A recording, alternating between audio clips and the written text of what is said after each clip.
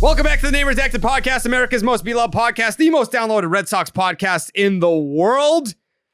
And that, Tyler, is how you respond to losing a series to the Oakland Athletics. It's going out there, getting drowned like a rat in the first game. We're going to talk about it. Winning the second game, and then going out there and banging out 15 fucking hits on Sunday Night Baseball to get one more time. To get back into the conversation for are we buying, are we selling? The Red Sox are gonna be buyers, you stupid motherfuckers that thought the Red Sox were just gonna roll over and die at the trade deadline. Stupid people thinking that the Red Sox weren't done winning ball games just because they lost to Dallas. But one more time. Just because they lost to Dallas Braden and his bald fucking clown hair. Listen, the Boston Red Sox won a series against a $400 million payroll and the New York Mets, the 1986 World Series champion New York Mets, the 2015 National League champion New York Mets. One more time. Please. The 2015 National League champion New York Mets. The Red Sox welcome them and all their fans, who are great, by the way, welcome them to Fenway Park for an ass beating. Should have been a sweep. The reverse sweep should have been a sweep, but it was 2 out of 3, and that's good enough for a series victory at Fenway Park. Jared, I got to tip my cap. You predicted how... Okay, I know we have some things we need to address, but you did call this series. You said they were going to drop the first game to Kodai Senga, and then they'd win the next two. That's what I said. That's what I said. Acknowledge me. Tip my cap. That's what I said. That's what I said. I said what I said. Because you knew what was going to happen. You knew what was going to play out Friday night. Suck on it. By the way, I would love to address that. Go ahead. Booth. I'm gonna.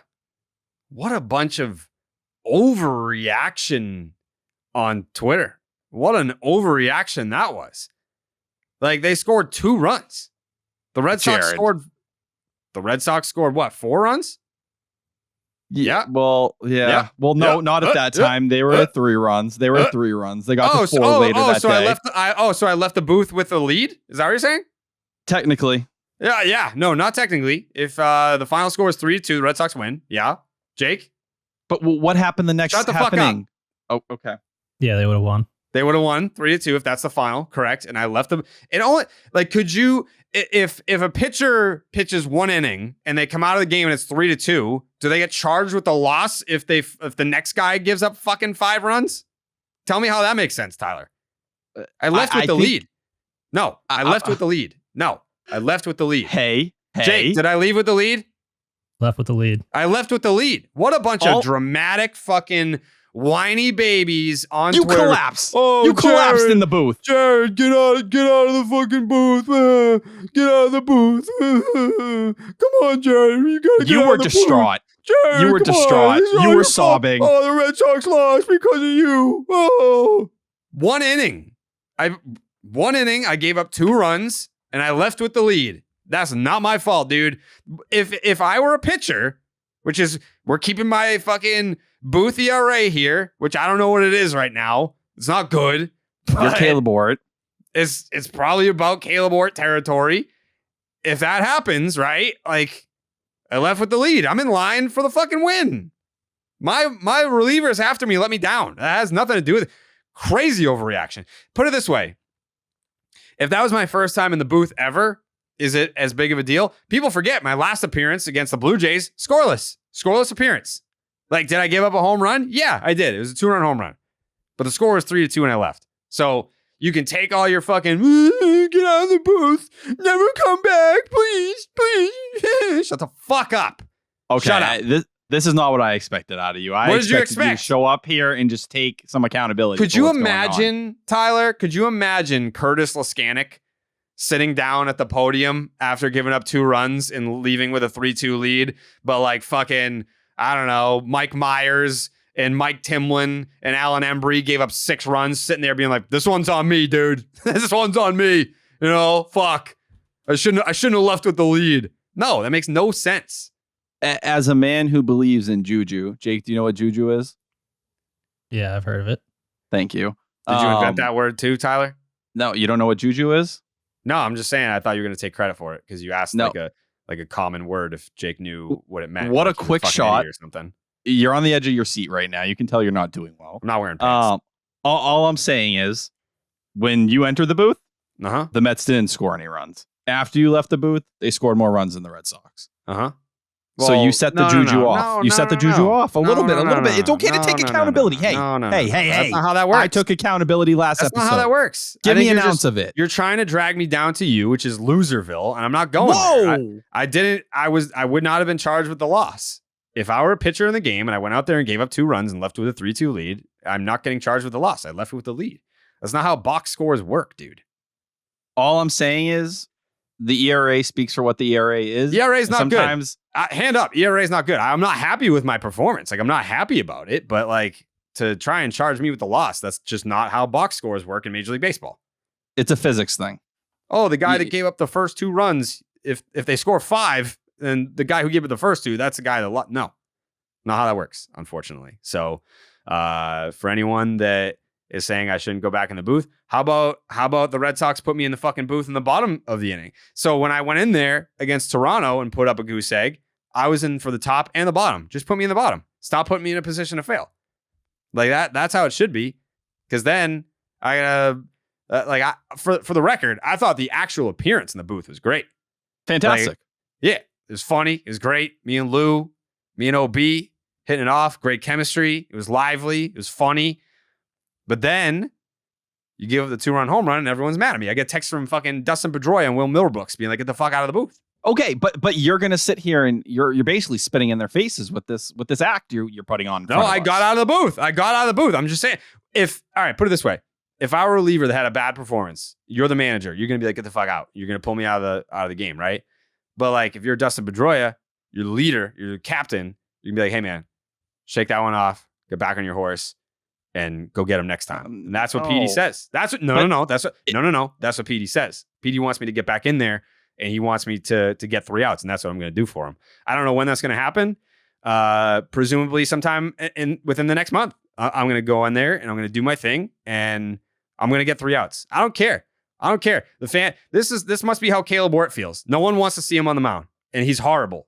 And no one wants to see him out there, but he gets back out there and he attempts to get outs. Does he do it successfully? No, but like he's going to get back out there at some point, and that's what I'm going to do.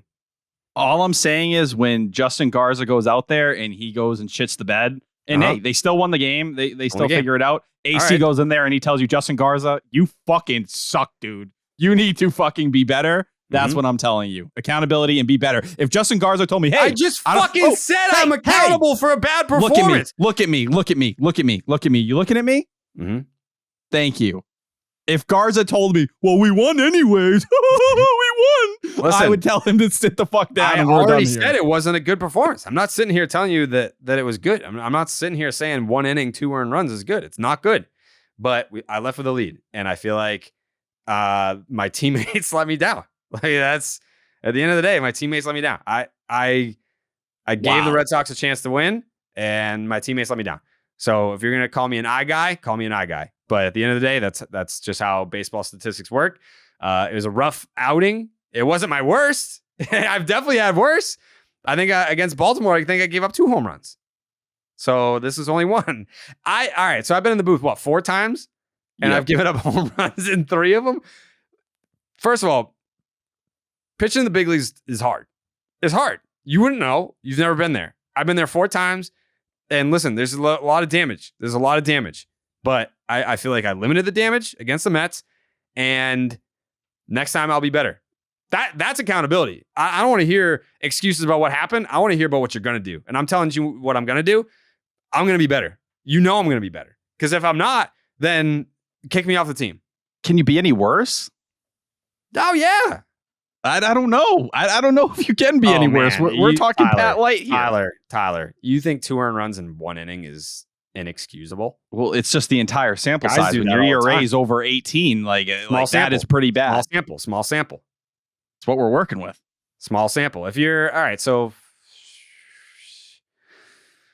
yeah, I mean, it really is like 4 innings of work. That's a very small sample. So I feel like I'm not given a fair shake. I don't want to be looked at as a guy that can't get the job done, because I can, and I will get the job done. I will get the job done. Eye guy. Yes, but at least I have the balls to say it. Baseball is an eye guy sport. It is. New phrase I just invented. No eye in team. I've never heard that before. Thank you. So that's all I have to say on that. I feel like the reaction was overblown. I would say 95% of it was tongue in cheek, but there is that 5% that were actually angry and actually thought that me being in the booth had something to do with the Red Sox giving up runs. And to those people, I say, go fuck yourself. Go fuck yourself. Suck on it. And suck on it. Me being in the booth actually does not have an effect on the game. Some people are saying really mean things to me. And you know what? It hurts my feelings. Are you okay? Yeah, I'm fine. I'm just saying it hurts my feelings when people are mean. As someone whose balls get busted constantly, I think, people bust my balls. Go fuck yourself. You're busting my balls right now. Tyler, I need to show you the way of getting your balls busted.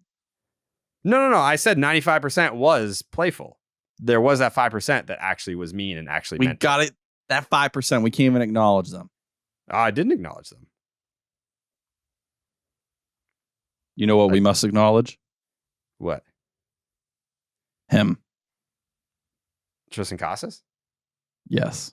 Triston Casas. By the way, if you're listening to this right now, first of all, thank you for listening. There's a lot of Red Sox podcasts out there. Thank you for choosing us. But I will say this, very loaded show. We have Klark's Ketchup Series MVP coming up later in the show. I just got the voice memo submission from Will Fleming. So we'll see if there are any special guests on there, because it was ESPN Sunday Night Baseball. So I don't think Monaco was around. But we have Klark's Ketchup Series MVP. We have Red Sox Lottery. We have Call the Series, brought to you by Nextel. And what else do we have, Jake? I think that pretty much sums it up. Yeah, we get a lot of shit. Coming. But we want to say a big thank you to Knockaround first and foremost. This episode is sponsored by Knockaround Sunglasses, quality polarized affordable shades, including new MLB and U.S. women's soccer team pairs. Check them out at knockaround.com. I got a pair for Jake. I actually got 2 pairs for Jake. They're the same sunglass, just in case he loses one. Are they nice sunglasses, Jake? Oh yeah, they're gorgeous. Yeah. And they're only $28. It's good to know. So when I order mine, that's what I'll pay. Mm-hmm.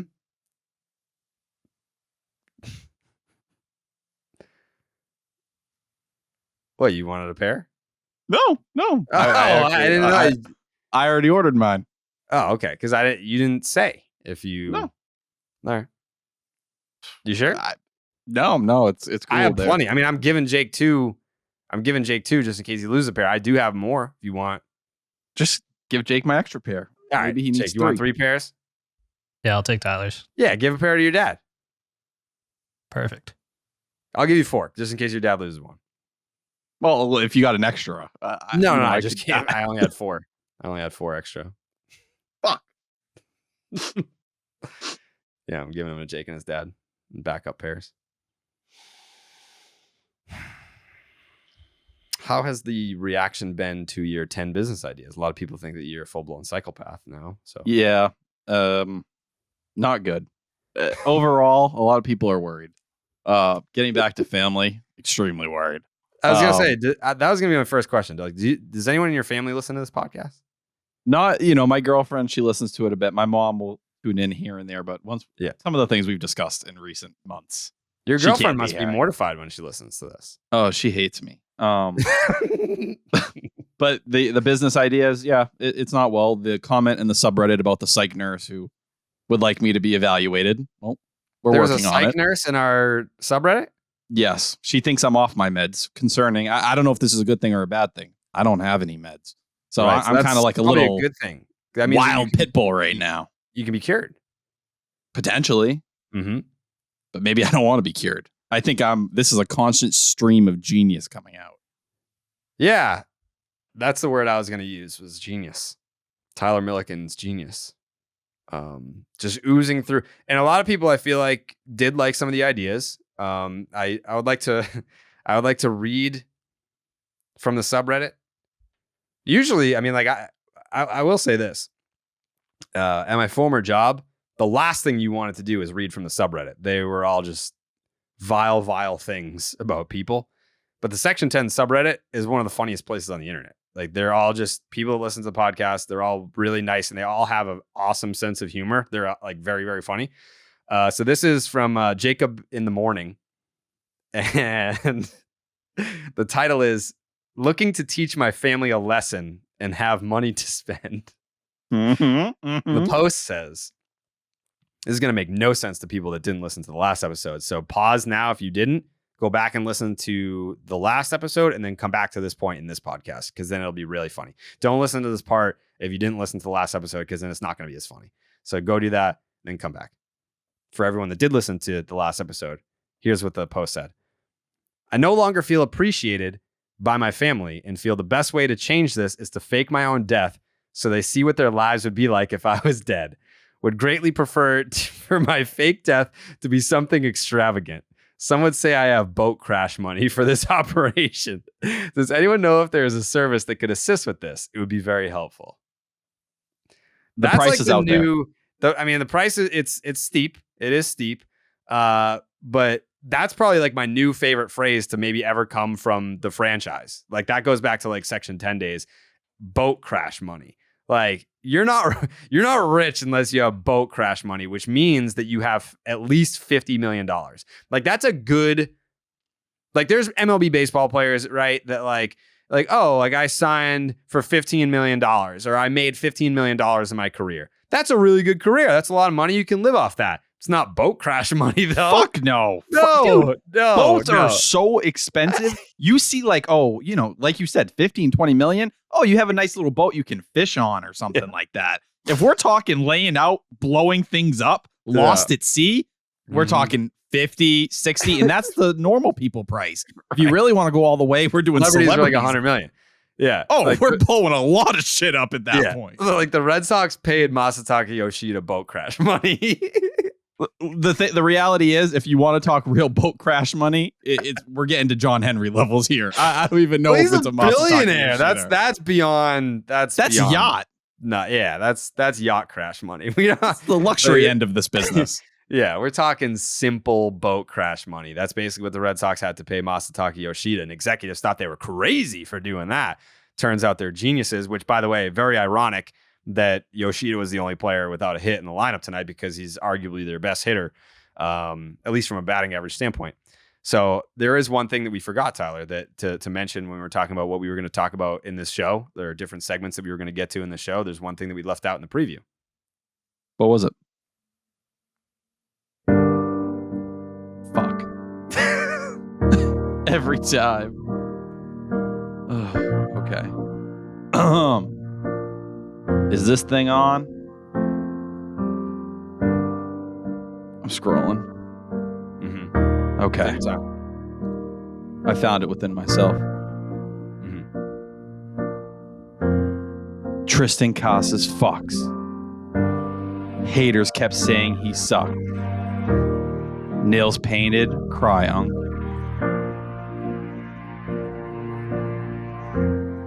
Raffy big scoops bangs. Bernie, king of openers. Get the damn ketchup. A series of haikus written by Tyler Milliken.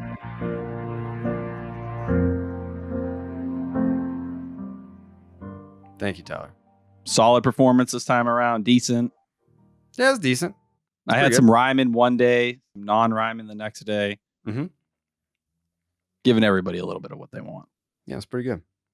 Suck on it. Oh, Alex, come on. You didn't like those? Those were good. Those were good. I like that.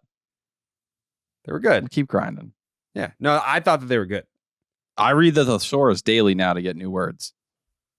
No, you don't, because you never use them in any of your haikus. I used unk. You're Yeah, so but old, you everyone probably thought don't even know you what were that talking about means. Uncle Bucky, though. No, what? That's so dumb. They're dead. Yeah, but you can write haikus about dead people. There's no rule against that.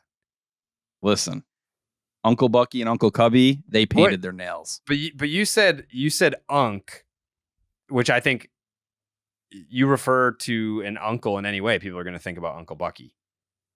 I'm talking about the old heads. The old What's heads his who actual cry under fucking my name? tweets. What's his name? There were two. These are two different people. All right, Uncle what's the Cubby. Uncle Cubby and Uncle Bucky. Yeah. Fuck you. My poor What? family. I wanted to get his name right. Oh, I also, for the people who think all my family members died falling down the stairs, some have. Not all, but some have. Yeah, you have a really suspicious past. Don't look into it.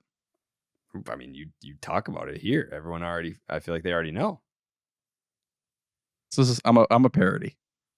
None of this is real. Okay. I feel like I addressed Friday. You did well. Thank you. I don't agree with it, but you did well. I mean, the actual appearance itself. It's good. It was like an 8.4. It was pretty good. Yeah. The result 8.2. No. I said 8.4. Sorry. So Red Sox lost that game. The skies opened up. I got out of there just like the perfect time. Got out of the booth, hung around for like the third, and then it started to rain a little bit, and I could see the lightning off in the distance, and I was like, all right, out of here. Left. It was fucking like Storrow Drive, I guess, flooded, but I got through there right before it flooded. I see all the videos, people running for their lives. And by the way, I saw a lot of people on Twitter or X. Is it X yet? Yo, it's X. It flipped. It did? Yeah. You didn't see? Go on. Officially, type though? in X. Yeah. Type in xvideos.com. That's a porn site. No, it's not. It's Twitter or X. I'm on it right now. Oh, This site is something. Let me see. Nope, that's porn. That's pornography. Oh, okay. You sure? Yep. Okay. Similar layouts. Yeah. Yeah, they both have like the video feature, I guess. I'm praying for the kid. I don't know who this kid was, but that did that little slip and slide thing. Face first. And, dude, you're dying. You're not alive. You've passed on already. Middlebrooks is like, congrats on the hepatitis. I agree with him. Why? How do you have the power to do that? Water is gonna be disgusting. Like, yeah, there's rats, dude. There's literally rats in Fenway. Like, you're diving into rat shit water. There's like, that's a horrible we all have thing. open wounds. So like you're diving into water like that. Those wounds aren't gonna heal. Why do you think that people just have open wounds all the time? What are you talking about? You know, you walk into a table and you slice yourself open. Or, how many people are doing that on a day-to-day basis where they're guaranteed to have open? Like, no. You should have just went. You don't have any cuts right now? I just got a tattoo, so I definitely have open wounds on my arm. But I think the go-to line for you there should have been like, what if it gets in your mouth? Like the rat shit water, what if it gets in your mouth? And you're just like, yeah, but everyone is just walking around with sliced open skin. Like, no, I feel like that's what your fantasy is. But people probably, on a day-to-day basis, don't just walk around with open wounds. But the thing that I saw on Twitter or X is that people are saying, oh, great ballpark you have. Oh, fucking, yeah, tear down Fenway. Nice piece of shit ballpark you have. It's like, dude, like, any ballpark that's in the middle of a monsoon is going to flood. Like, what are you talking about? If you just dump gallons and like, that's what happens when you dump gallons of water from the sky onto anything. Like, what stairs are water repellent? What ballpark if you open up the sky and have gallons of water fall from it, are going to have stairs that just have no water coming down them. Like, what are you talking about? Tear down Fenway because it fucking rained out? What are we doing here? How many ballparks have a water park feature? How many ballparks turn into water whiz when the rain's coming down like that? Like, I think that's a fun thing. Like, say what you will about the infections or whatever. Those fans were having the time of their life. Having a great time. It could be worse. Imagine. Yeah. I remember a somewhat similar day when I was there a long time ago. I'm dating myself, probably about 10 years ago at this point. The day Will Myers actually debuted, funny enough. I remember being at the game, and it wasn't to that level, but it was pretty similar. And like, that's fuck it. Like, what are you going to do? What you want them? Is someone going to sweep up the water, vacuum it up? Like, within 24 hours, it was all gone. It looked like it never rained in the first place. Yeah. Shout out to the grounds crew. That must be hell, picking some shit like that up. Like Justin Turner, did you see the video of him walking through the little dugout area? I did. Mm-hmm. Titanic levels. Titanic. I Scary. mean, a reference. Have you watched the movie yet? No. Dude, come on. It's fucking 4 hours. This is why it's that 3 hours. Oppenheimer thing. That what whole, whatever. What do you have to do that you can't sit down and watch plenty of Titanic? things. Yeah, you do plenty. You think that your girlfriend wouldn't appreciate you being like, "Hey, babe, why don't we watch Titanic tonight?" Me and it's her favorite movie ever, actually. It's my favorite movie ever, and it's a love story. I was on the flight back from Seattle. I watched Titanic again, and I was almost in tears. It doesn't bring anything out of me. Like I just. How would you know? You've never seen it. I know, but I don't give a fuck about a boat in Antarctica or wherever it fucking was and where it sunk. Literally I don't care 90 about the miles from where we are right now. They almost made it. They didn't, though. They died. What happened to Bullet? He died. I hope they're enjoying Bullet right now. That's why you are a serial killer. Just like I'm not people from 100 years ago. Fuck the Titanic. Just watch the movie. Make me that promise. I'll watch it with you before I watch it with Martha. I'll watch it with you. That's weird. That's not weird. It's a movie. Me and you together? You want to just bond? Yeah. Okay. Because I put Sour Patch Kids in my popcorn. I'm a great what? That's my favorite like movie snack. Sour Patch Kids and popcorn? Yeah, you take a little bit of the butter and like you throw the Sour Patch Kids in, but the little like sugary stuff with the butter and everything, it sticks to all of it. They make like Sour Patch Kids popcorn. It's a thing. Jake, you ever have that? Nope. Type it into Google. Listen, I want to watch Titanic with you. I would be a great tour guide because as you're watching it, I can give you like little factoids. Oh, I'm gonna be like, shut the fuck up. Let me watch the movie. You're gonna be informing me all this bullshit.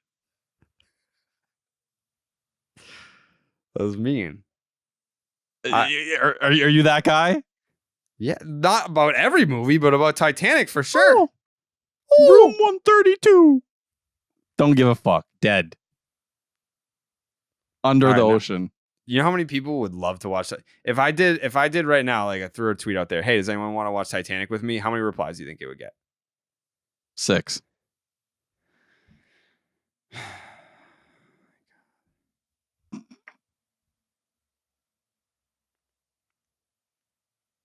What's wrong with you?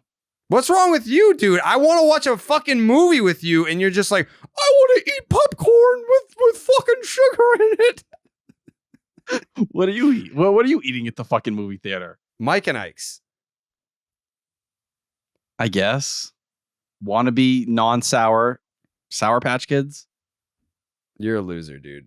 The Red Sox lost the first game of this series by a final score of 5-4. And they probably should have won that game too. Yu Chang, 2-run double, it's 3-0. Then I give up the home run, it's 3-2. The Vogelbach home run happened in the 4th inning. Like when Vogelbach hit that home run to make it 4-3, everyone's like, oh, the fucking game's over. Like it was the 4th inning. There was plenty of time to still win that baseball game. It wasn't the deciding run either. Like I'll give credit to Yu Chang. Like, when that game got suspended, you were like, the reaction on Twitter was like, sell the team, sell the franchise. Because people are just being dramatic. It was like they need to sell. They need to move the team to Arkansas. That was the reaction. And a suspended game in the 4th inning that they were down by 1 run and still very much could have won that baseball game. All I'm saying is, like, coming off that Oakland series, it felt like a lot of the people that were sitting there praying and hoping the Red Sox were like, all this momentum they built the last couple of weeks was gone. The best part about this whole Mets series is, like, just put them right back on the track. They slowly quieted over the days. That's why you were getting the Triston Casas haters, all that different stuff. But, like, let's be real there. In that game, yeah, they should have won it. Opportunities in the 6th and the 8th inning, they blew. Triston Casas in the 7th inning with the triple scores. You also leave Jarren Duran on. It is what it is. But the way they played in that game, and I think it's kind of a overall arching theme of this series, a lot of sloppy baseball, man. A lot of sloppy baseball in every single game. Justin Turner at second base in that first game. Jesus Christ, man. That 8th inning. The wickets, 5-hole it. Multiple times. Like and it was nice that he got the double play at the end to get out of it, but Richard Blyer was fighting for his life. Joe Jakes was fighting for his life when Devers made that error. Even Chris Martin, Tristan Casas not going to cover the bag on the bunt. Plenty of it. And it just was part of all 3 games, but still the offense did enough in those final 2 games. And, you know, in that first game, we got arguably one of the best, like, gifts of the entire season with Triston Casas. Like, he is feeling himself, seeing him throw his arms up at third base. All-time moment this season. I think that's something we'll be using for the next couple years. I mean, yeah, the tweets that I was getting from Mets fans being like, hey, are you guys this bad defensively all the time? Like, buddy, This is a good defensive night for us. This is nothing compared to what we see sometimes. I mean, it's not every night, but it's a lot of nights. It's a lot of nights where you're like, what the fuck is this?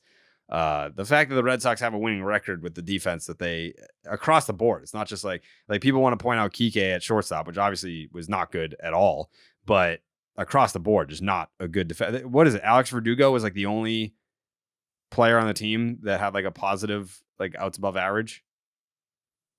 Yeah, I'm guessing Yu Chang is also in there, but it's been a very limited, like, kind of sample size. Devers, in my opinion, like, he had a couple nice plays yesterday.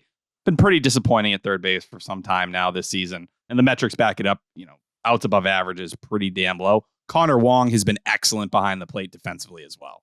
So, like, I don't want to ignore those guys, but yeah, they are a sloppy defensive team. Today they were sloppy on the base paths. It's just kind of what they are. It feels like at times they just, whether some of it's ability based, like Kike Hernandez, it's just he can't handle the position. Justin Turner, like, it's hard for me to get mad at him. I'm mad at the Red Sox for putting him there. Yeah, like, they're just trying to put out their best lineup. He's literally not a second baseman. And that's what, and that's why he's out there once a week. And by the time the trade deadline comes around, he won't be out there at all. That's what it is. The last time he had played second base, but I think he came in, or like someone got hurt and he took over at second base. Last time he started a game at second base was 2015. September 2015. Yeah. That's what it looks like. 2023 now. Yes, and that doesn't factor in all the injury risks that come along with it. Yeah. So, yeah. Mets fans, the short answer is yes, they are that bad defensively. It is what it is. They just are. I think the unsung hero, like when we get to the Klark's Ketchup Series MVP, and the other thing we forgot, and what else is on the show, Stop Shop Look Ahead, obviously. The unsung hero of this series would be the Red Sox bullpen because of the rain out / suspended game. Cutter Crawford only gives you 4, not because of performance, but because of the suspended game. So the bullpen had to go out there. You had Jakes goes an inning, Bernardino goes an inning, Blyer goes 2, Martin with an inning, and then you get to turn around a couple days later and give yourself another bullpen game when in the middle game. And I saw people criticizing enough with the fucking criticizing Alex Cora for doing some shit and going off script. That's one of the good things about Alex Cora. And I think Will Fleming made this point on the broadcast about how this is what I like about Alex Cora's managerial style is, we said that Nick Pivetta was going to be the bullpen guy on Sunday. You're going to open with Bernardino and you're going to see You're going to see Nick Pivetta giving you the most innings out of the bullpen on Sunday. But guess what? You needed to win that fucking game on Saturday. So, yeah, you go to Nick Pivetta. You get the outs. You need to get the outs. He could sniff the win. And I think this is something that was interesting the last couple days. Cora is managing these games very urgently. He's not fucking around. He knows what these games mean to this team, what they mean to the front office, and that was the spot. And, you know, you dive into the numbers or whatever it was, like, yeah, kind of shifting things around today. Nick Pivetta or Chris Murphy, one of them was going to be the bulk guy today, and one of them was going to be the bulk guy Tuesday. The reality is with Chris Murphy being the bulk guy today. Yeah, and the reality is the Braves absolutely murk lefties, like destroy them this year. So Nick Pivetta is a better matchup against the Braves as a whole. So yeah, if you felt like that was the pocket where you had to lean on him, and he got the job done. Credit to Josh Winkowski, the inning before as well, showing up and getting it done. It's embarrassing that Justin Garza goes out there and, you know, I am so sick of this bullshit with him, with, you know, Caleb Orr in Baltimore this year. You know, Garza did it once and Chris Martin had to come in. Taylor Scott in Chicago a couple days ago. God, none of these mop-up guys can just close the damn door. They have to make it so difficult, but credit to Kenley. And, you know, that Chris Martin time, or Chris Martin doing it one time, they always get the job done. Don't make it look hard. You know, Kenley had to work a little bit in this one, but still, I hate it. Just get some, like, even Kluber at this point. Like, I'll prefer it over watching Justin Garza. Just give him a shot. I'll let him go throw one inning. He shit his bed in the same spot earlier. Careful what you wish for. Careful what you wish for. They all suck. It's all the same. Yeah, it is all the same. I think the blessing in disguise here is that you kind of threw Nick Pivetta in the bullpen to be that guy. Like, hey, go out. Like, that's kind of what he started as, right? Like, go out there and just get the scrap outs. Like, hey, we're up 7-2. Go out there and get the last, like, 6-7 outs. And then he became a weapon for you. So now, instead of being like hey, go get the scrap outs, it's like, hey, we need to get you in there for some big outs. And he did that on Saturday. Nick Pivetta, in a game that the Red Sox should not have needed to use Kenley Jansen. They did use Kenley Jansen, but Nick Pivetta went out there and pitched the 8th inning. And it was a clean 8th inning. Paxton goes 6, punches out 7, walks 1, 3 runs, 2 earned. Someone else pitching that game, I don't know. Garza stunk up the joint, and then you needed Kenley Jansen to go out there and get that last out, and he did. Collected his 21st save for getting 1 out. Good for him. All I know is I'm counting the seconds. I want my boy Ryan Fernandez down in AAA to finally get an opportunity. Give someone with some actual ability. I don't want Justin Garza. I don't want Taylor Scott. I don't want Caleb Orr. I don't want Corey Kluber, who, you know, shout out to him. 2 scoreless innings in his rehab assignment. Still doesn't seem like the control's too good down there, by the way. So another thing to worry about. Just give me someone with a little pizzazz. Like, once Brian Mata comes back, I'll take any of that over what we're watching with these guys. At least let me watch someone with some open ability. Here's the thing. On a night where the Red Sox hit 5 home runs, I don't want to see Kenley Jansen wiggling his ass out there. I don't want to see that. Red Sox hit 5 home runs. He is kicked up. 5 home runs. And Triston Casas hits 2 of them. Second one, absolute bomb. Deep center. Like David Ortiz used to hit him up there. Deep center. Triston Casas, by the way, do you see my statistic that I tweeted today? Yeah, it was fantastic. Had a nice little Triston Casas nug this morning. Shout out to Jay Hay. This is not counting today's game, in which he had 2 hits, got thrown out of second base, but 2 hits. So this needs to be updated. But coming into play on Sunday, it was an even 86 games played for Triston Casas. His first 43 games, he hit a .181 with a .666 OPS. And then his next 43 games, he hit .299 with a .947 OPS. You just cut his season right in half. In the second half of his season, he's hitting a point under 300 because all the fucking batting average people, he just walks a lot. He just looks to walk all the time. Okay, the second half of his season, he's hitting .299 with a .947 OPS. And more recently, since June 13th, he's hitting .341 with a .1091 OPS. That OPS is 4th best in the big leagues over that span. Get off his fucking nuts. And the other thing too about Triston Casas, and I will say this, I've said it before, I'll say it again. Every time I go to Fenway for batting practice, I get there around 3 o'clock. Red Sox usually don't hit until like 4-ish. Casas is out there with like all the instructors, like doing infield drills. Like he's working on everything and he's working hard. And sometimes he's the only guy out there. Like you'll see the relievers going into right field and they'll do like their throwing drills, whatever. They're playing long toss or whatever. They're just getting their throws in. But in the infield, it's Casas. He's out there just working on his craft at first base. So I wanted to give him a shout out for that.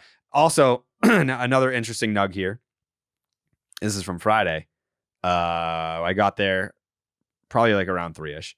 And as I'm walking out to the field, there's some people walking back towards the dugout.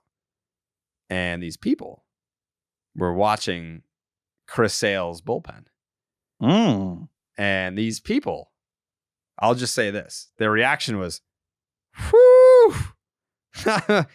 They looked very encouraged by what they saw during that Chris Sale bullpen.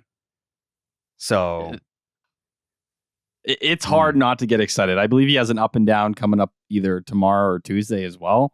But like he's probably a couple live BPs and then a rehab assignment. Chris Sale's going to pitch for the Red Sox again this year. I know we've all sat here and tried not to get excited over it. He's going to pitch again. As long as there's no setback, knock on wood. And I know some people are going to be like, oh, cue the setback, whatever it may be. I don't care who you are. You add that intensity, and if he's 75% of the guy he was when he got hurt, that's a massive addition to this team. But like, I just want the people to know. The reaction was overwhelmingly like, oh boy, when they came back from that Chris Sale bullpen. I saw that he was at a tournament with the son up in Cooperstown or whatever, and it was like a tournament he played it when he was young, and he was going through the Hall of Fame. By the way, did you really? Mm-hmm. Jesus, Jared Carabas, not too shabby. Flex it. But no, you look. Chris Sale was kind of going through. He's like, I was looking at like all this stuff, and he was getting fired up again. He's like, damn, I remember when I was that good. Like I remember when I was that guy. He's coming back, the chips on his shoulder. We know what Chris Sale is at this point. No one's unrealistic. But if he has to let it go for a month and a half here and see where it takes us, there's a lot worse places to be. And for what it is, we were worried about how many innings he may have on his arm or whatever it was. Not going to need that many to get through here. Just let it loose and see what happens. What's his innings total at right now? He was at what? Like, it's he's at what? 11 starts when he got hurt. He's at 59 innings. Okay, yeah. So he can just like let it rip when he gets back. Yeah, screw it. Just let it go. But yeah, going back to the Triston Casas stuff, I think the stuff with his approach at the plate, you know, throughout the minors, what always stood out so much about him and why he got those JD Martinez comps was because he was so methodical and in control at the plate. He never looked uncomfortable or anything like that. First month of this year and maybe a little bit into May, he did look a little uncomfortable. The coolest thing about those 2 homers he hit on Saturday night, you realize he called a timeout each time before he went deep. The next pitch after that timeout, he just smoked the ball.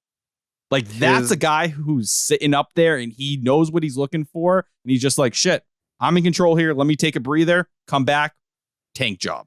His post game with Jemai was great. We got it right here. After the first one, you mentioned to me there'll be no soaking.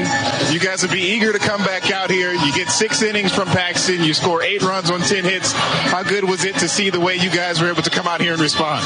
Yeah, it was awesome. What an electric game, right? All the way down to the finish. We knew we were going to have our hands full with Max throwing on the other side.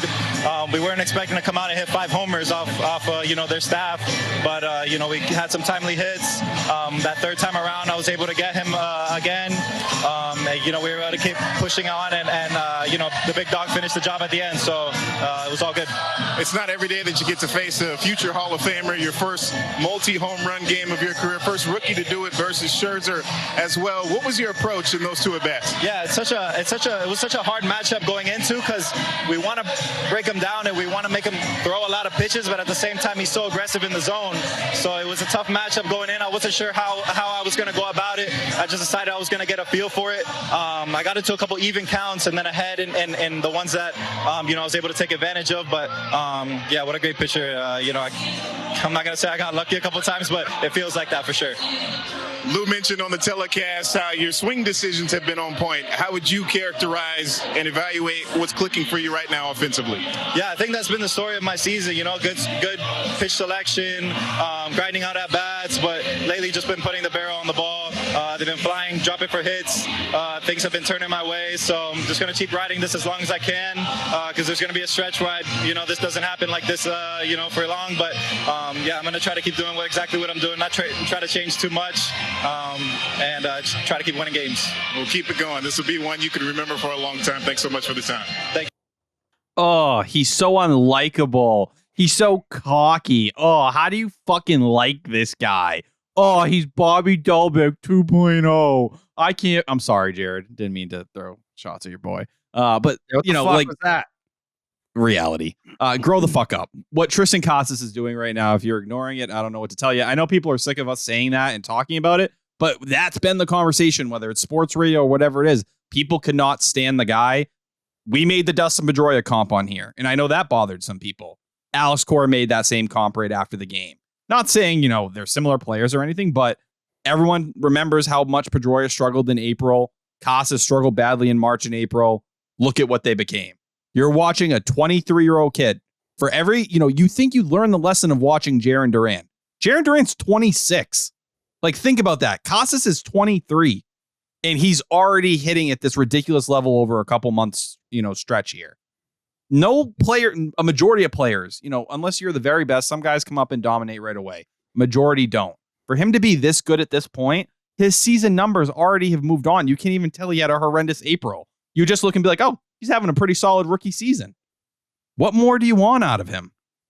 Yeah, I told you. It's just always the first impression. Like, people will have their opinions formed in the first month, and then that's what their opinions are for all time. Like, it's not even like something that he can like shake. I mean, Jarren Duran is probably still fighting off like that. He's, this guy can't play at the big league level. It's like, well, you probably just watched him last year for a month and made that determination.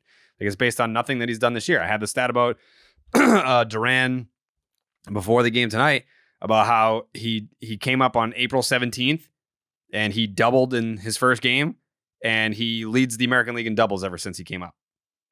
So, like, what do you got to say about him now? So, wasn't it? Go ahead. No, I'm just gonna say it. Like, now we're looking at it was a point where you're like, what do we have in these guys? And you're gonna ride it till the wheels fall off with Casas. You're gonna let him struggle. Like, there were points where people were like, you gotta send him down. Like, you can't keep having him struggle up here. Like, the Red Sox need offense, and he's not doing it defensively. So let him figure it out down in AAA. And they just let him figure it out at the big league level. And look at him now. Like, he's been outstanding for the second half of his season so far.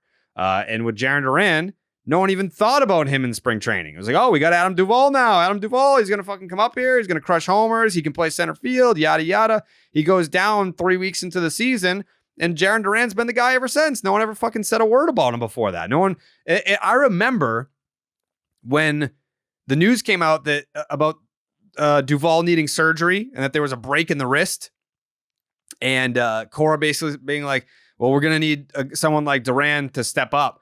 And everyone just being like, oh, God, not that. And he's been one of your best fucking players. Like, it's almost like, Tyler, it's almost like the Red Sox know a little bit more about baseball than everyone on fucking Twitter. What? And us included. Not saying that I didn't believe in Jarren Duran. I did. I was one of the fucking guys that was like, no, like, dude can play. He's just like, I know how his brain works. He just wasn't himself, and he told you that. Like, everything that I said about him from like a mental standpoint, he came out and said publicly after. Like, he was just like, yeah, I didn't feel comfortable. I didn't feel like I could be myself. And this year I feel like I can be myself. And look what he's done since he's felt like himself. He's been playing like better than I think anyone ever thought that he could play at the big league level. Yeah, I think most people at best thought maybe he could become like Tyler Naquin going into this year. Like, maybe that's what he could be at this point, platoon guy. But no, Jarren Duran, and I thought it was like poetic that 1 year from the 28-5 game where, that's rock bottom. Maybe you argue the Royals moment was his rock bottom, but that's the moment that everyone stuck in remembers everybody's head. The 28-5. That was like the last straw for a lot of the people that don't watch every night. Moment. Exactly. And for him to take Scherzer deep, and that was a bomb. I don't care if it hit the pesky pole. It was like a homer in 23 out of 30, but that's what it is. Like, you give Jarren Duran credit, and you look at him. You look at Triston Casas. Yoshida's obviously older, but he's a big part of that. You look at Brian Bayo, Connor Wong, who has been absolutely on fire while just carrying this load, 3 hits, and carrying this load on his back where he's playing almost every day because God help you, Jorge Alfaro. I don't ever want to see him put on catcher's gear again. He should be banned from doing so. Is he dead? He starts his rehab assignment Tuesday. Okay. So, we're sitting here, we're begging for Reese McGuire. And not that he was great defensively to start the year either. No. But this is why I was so anti-Jorge Alfaro in the past. Like, that throw, and listen, Duran should have hit the cutoff. I understand it, yada, yada. Alfaro, man, that ball was nowhere near second base. Not even an option. Didn't he still have his mask on? He might have. He just let it loose like his life was on the line. Just never do it again. Yeah, that is not vibe. I'm sorry. But you look at Duran and Wong, Casas, Bayo, Winkowski in the bullpen, even Bernardino now emerging, who look at what he's doing in that opener role. 7 innings in the opener role with just 1 earned run. Like, you have so many little pieces here, and ESPN, credit to them, kept saying it over and over tonight. And it takes so much for them to say something positive about the Red Sox. We're like, it's kind of hard to ignore. Like, they have a really nice young core coming together here. And like, it seems like they're getting better, month by month, they're kind of finding themselves. It's exciting. I don't know how you ignore that. Even if they do kind of ride this up and down wave, there's clubs like the Yankees you look at, and I'm watching 6-year-old Giancarlo Stanton run the bases today, doing everything in his fucking power to score. Like, DJ LeMahieu, who has not been himself for 3 years over there. That's a core that's aging and in a dark place. The Red Sox, you're going in the complete other direction. Even if you are down on Heimblum or whatever it is, you can't ignore what you're seeing on the field. Speaking of Giancarlo Stanton, I'm watching a video right now. Drake is performing in New York City tonight, and he's walking down the stairs with Giancarlo Stanton and Aaron Judge. And I'm just thinking, like, Stanton, those two guys, they can't be walking downstairs. Like, come on. Please protect them. Yeah. We gotta be better, Drake. We can't be doing that Stanton video was one of the worst things I've watched in a long time. He scored though. Fortunately, because it's the Royals and they do not know how to play defense. I watched Justin Turner run and I'm like, oh, he looks old, but all right, whatever. You saw the hook slide tonight. He'll get in there. Stanton looked like 0 overall speed in MLB The Show. Mm-hmm. There was nothing in the tank. The slide at the end, he just kind of collapsed down and the ball was airmailed over his head anyways. That guy, they still have under contract for that, multiple years moving forward. And he's 33. He looks 45 years old. That's bad. I'll prefer watching Jarren Duran run around crazy on the base paths, even if he's going to get thrown out here and there. A million times a day. Give me the athleticism and not aging team that looks like they're, what you see. A team that needs to be carried by one superstar. I don't care for the Carlos Fabulous slander on the timeline tonight. I really don't care for that. That's like that ball skirts away and Duran hesitated. If he'd gone, then he probably would have been safe. I think it's a little tougher though. More than anything, I tip my hat to Mark Canha. Perfect throw, backing the ball up. It was a bang bang play. I think Will Fleming said on the broadcast that he hasn't thrown out a runner in 3,000 innings, and he threw out 3 tonight. That's terrifying. Yeah. And Buck Showalter's this is him. This is who he is. What he does. But he was like, Buster, I knew you were going to come up and ask me about this today. He looks defeated, by the way, in every sense. But yeah, with Duran or whatever, it's the thing that bothers me is more situational. It's it's 1 out. Justin Turner's coming up. That guy will knock him in no matter what every time. You take it, but you're going to take risk. It's part of baseball. I'm not one of those people that every time Phobos does something that I'm bitching and saying, oh, fire all these guys. They've been a pretty decent base running team. I know tonight was bad, but for a majority of the year. Yeah, tonight was real bad. I mean, every base. Casas getting thrown out at second. I mean, that's a single all day, every day. I don't know why. He's not used to hitting balls oppo this year. Yeah, I don't know what was going on there. He definitely should have pulled up at first and called it a day. The Duran play, and then he gets picked off at first. It's it is what it is. That's part of it. That's part of the Red Sox. Yeah, Devers getting thrown out at third. That's part of the Red Sox experience. You're gonna see some plays where you're like, what the fuck was that? Capped off with the Alfaro firing it into center field for an inside the park home run. Yeah, it was an interesting series to say the least, but you come away with it with a series win. It's the Mets, like I feel like that first game, the Mets fans showed out. They always do whenever the Red Sox play the Mets at Fenway Park. Mets fans always show up, and they looked like I'm watching Mets games. Like I know the Mets are not good. Like on paper, they've got a lot of talent. Sure, they've got a big payroll. Yeah, they're a big market team. They're the Mets. It's a big market. But the Mets are not good. They have not played good baseball this year. Even some of their best players, you look at Pete Alonso, like, yeah, he's got the 26 home runs, but he's hitting fucking like 216, whatever it is. So, like, I think that first game, that the suspended game, it looked like, oh man, like these are the Mets that we thought they were at the beginning of the year. And it's like, what the fuck's going on here?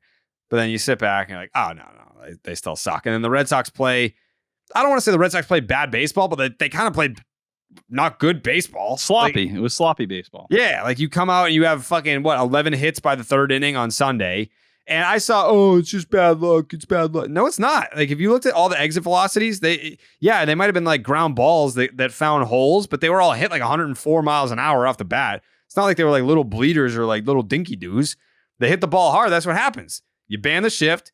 You hit the ball hard. Even like the ball that Casas hit up the middle, he fucking flubbed it right in front of home plate, but it finds a hole because he hit it 105 miles an hour. Like that's baseball. Like it's not all about line drives and home runs. You can hit the ball on the ground and still get base hits. Those count too. And that's more or less what the Red Sox did. There were no dinky hits to report. It was solid contact. You found holes. We still ran into 50 outs, but that's okay. They made it count. You can get away with that against a team like the Mets, who is just, it's been a miserable season for them just from every sense, where they're arguably the biggest disappointment in all of baseball. Cool. You take advantage. Your bats showed up. That was the main thing that carried you here, and you continue to tip your cap. 6 runs in this game, 8 the night before. Say what you want about lucky hits, dude. Those Triston Casas bombs, Justin Turner, Yu Chang going deep, like that's not luck. Tonight. I'm just talking about tonight. Yeah, tonight, 7 consecutive hits. I don't care what anyone tells me. Like, you keep pushing the ball around, and it should have been an even higher score as is. It's just the Mets are what the Mets are. The Red Sox took care of them. It's just, that sloppy play, it's going to be the reason they lose some games at some point. That's just why they have lost some games. Yeah. But for this series as a whole, what more do you want? You take 2 out of 3, and I think you've pushed that momentum that you lost. You have it again. Now, it's not going to be easy going into Atlanta, but you get Brian Bayo back from paternity leave. Congrats on the sex. Like, that's another thing you can kind of lean on here. And James Paxton, for the people who are on the trade deadline side, Adam Duvall with a nice day today. James Paxton, 6 and 2 earned that day. Like, in just about every direction, things went pretty well for the Red Sox in this series. Yeah. It didn't feel like it, but it did. It's almost like, you played worse. They're just more of a hot mess than the Red Sox are. Yeah, like there were good things and bad things. Like it wasn't like the Red Sox played poorly and the Mets are so bad that you like got away with a series win. Like there are a lot of good things about this series. The Paxton start, the bullpen stepping up, the offense on Sunday. Yeah, there are a lot of good things about this series. But I think it's going to be pretty clear cut who the Clark's Ketchup Series MVP is. Do you have any other final comments on it? Adam Duvall, sneaky, had a good series, had an RBI knock and an RBI double in this one on Sunday. I think it's just good to see him starting to heat up when, there seems to be a little steam coming off of him in the trade deadline kind of world right now. Yeah. For some people are like, oh, is he going to end up back with Atlanta? Could he make sense for San Diego? Here or there. Cool. Keep hitting and let's see where the conversation goes. Because say what you want about Duran, had to hit off David Peterson tonight. That's lefty. That's progress. And he's not going to have to play against every lefty. You'll have Rob Refsnyder still here. That shows you that at least you can live with, a good portion of those starts still going to Jarren Duran and trying to grow as a player. Yes or no? Actually, I'm going to ask you this question. I want you to answer it after we talk about DraftKings Sportsbook. Did Kike Hernandez just play his last game for the Boston Red Sox?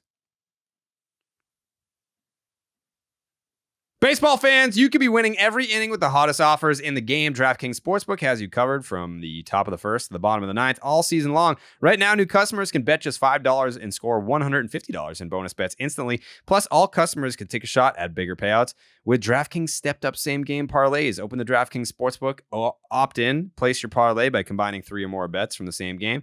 Every additional leg gets you an extra boost up to 100%. Step up to the plate now with DraftKings Sportsbook. Download the app, sign up with the promo code Jared, Jared. New customers can bet just $5 to score $150 in bonus bets instantly only on DraftKings Sportsbook with the promo code Jared. Gambling problem? Call 1-800-GAMBLER. In Massachusetts, call 800-327-5050 or visit gamblinghelplinema.org. In New York, call 877-8-HOPE-NY or text HOPE-NY. In Kansas, call 1-800-522-4700. On behalf of Boot Hill Casino and Resort, 21 plus in most eligible states, but age varies by jurisdiction. Eligibility restrictions apply. See DraftKings.com/sportsbook for details and state-specific responsible gambling resources. Bonus bets expire 7 days after insurance. Opt-in and 10-plus leg requirement for 100% boost. Eligibility, wagering, and deposit restrictions apply. Terms at sportsbook.draftkings.com/baseball terms. I put in a small bet tonight. For what was it? Triston Casas, 2+ total bases. Smashed. Yep. I didn't do a parlay tonight. I usually do my parlays Monday, Wednesday, Friday. And tonight I was like, Sunday night baseball, Sox, just throw a little something out there. And I looked at, what did I look at? I looked at Carrasco. He's a righty. He sucks. And I looked at from June 1st to now, slugging percentage against righties. And Casas was, I think, 11th in the majors. So I was like, oh, and he's hot right now, coming off a 2-homer game. Give me Triston Casas 2+ total bases. Sprinkle a little something on that and just fucking take it home to daddy. Casas cooking, baby. Yeah, cash it. Speaking of Triston Casas.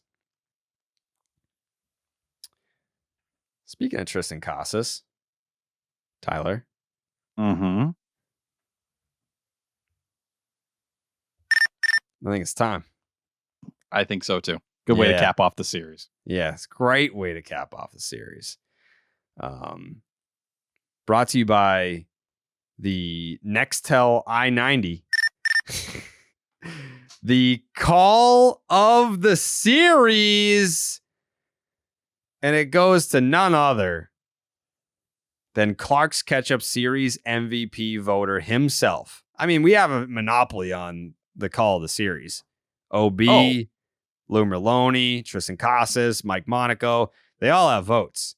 Will Middlebrooks, Kevin Youkilis. I think what makes this call special, though, is that their Twitter account, EEI's Twitter account, basically called their shot. They're like, hey, we don't give a fuck what you're considering. Yeah. This is it, guys. Yeah. This is it. Don't think much about it. Just play it. Just play it. And here it is. Brought to you by Nextel i90.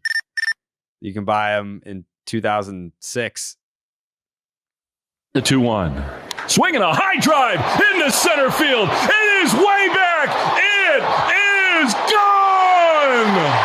Triston Casas, for the second time tonight, takes Max Scherzer deep, and it's 5-3 Red Sox. So good.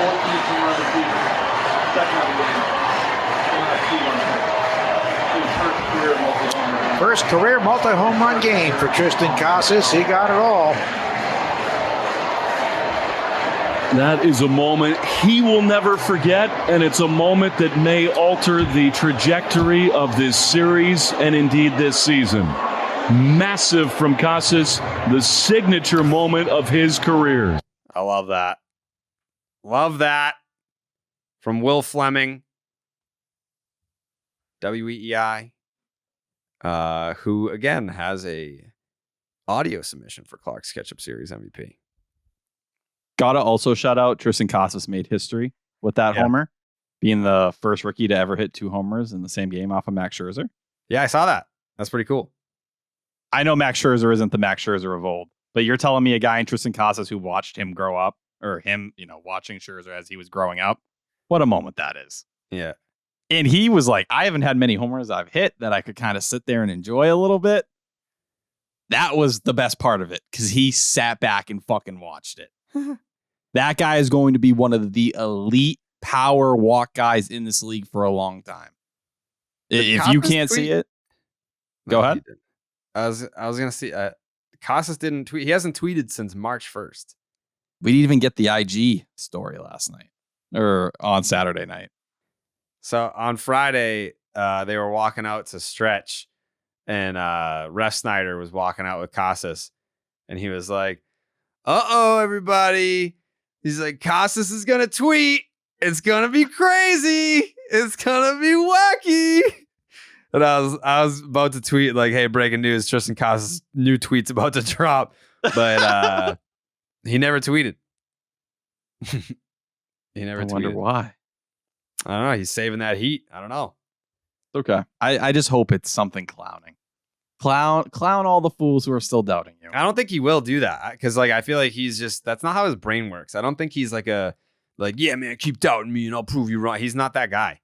He's not I'm not going to sit here and tell you that I know Triston Casas well. I don't, but just from observing him from afar before games, he beats to his own drum. He just does. There will be days what was it? The day that Clay Buchholz was at the game pregame, and I saw Buchholz was on the field, and I'm just sitting in the dugout by myself, and it's probably it's close to national anthem time.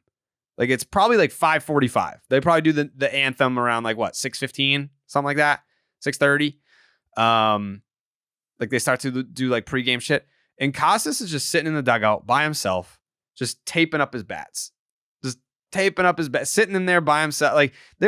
He just beats to his own drum. He's a free spirited guy, and I love that about him. I feel that drives other people crazy. Where it's oh no, you're supposed to do this, and then you do that, and you do this, and it's no, he's just doing his thing. There'll be some day, I think on Friday, I was just I think I was about to leave the field, and he's just sitting in the dugout. What's up, Jared? What's up, Tristan? What's going on, man? He's just sitting there chilling, unapologetically himself. Yeah, he's a very gentle giant, is what he is. And go ahead. And that's why I think some people took those comments from, when everything happened at first base, and they were kind of saying oh, he has his way of going about things, that he wasn't coachable or that he was some asshole who thought he knew more. No, there's he's nothing just a cocky about him. He's not. It's not that he's cocky. He just he's just in his own world. He just believes in what he's doing. Yeah. He trusts his ability and his way of going about it. And he's it's awesome. I'll take what you have, but I believe in what I'm doing. Yeah. Even in spring training, when he was I don't want to be a distraction. When they were talking about the nail polish and whatever else. And he's I don't want to be a distraction. I just want to win. I just want to be up here and I want to play well and I want to do, I want to win for the Red Sox. That's it. I don't know. He's a fascinating person. I will defend Triston Casas until the end of time. And the other thing too, we did interview him the second that he got drafted. I would love to have a follow-up conversation with him, but in a way, I almost just want to just observe him from afar. I don't want to have that extra level of closeness. I just I like watching him exist. That's all. And he's one of those guys now where I get a secondary layer of enjoyment from watching him succeed. Because he was one of those guys that came here and had that cloud over him for a while. Where no matter what he did, people had something to say, and now he's fighting it off. He gets to be, the guy who's so competitive, he'd even look at his fucking silver medal from the Olympics. He's can't do it. I want to win. This is how bad I want to be the best. It bothers me that I was not able to be the best. That's what he's striding for. He's built for Boston. That's the mentality that's built for this city. It's taken some people some time. You give it a year, 12 months from now, I think everybody will be on the same page. But, a couple more months like this, we're having the Brian Bayo extension conversation with him too. Well, the other thing too is it helps tremendously when he's playing the way that he is.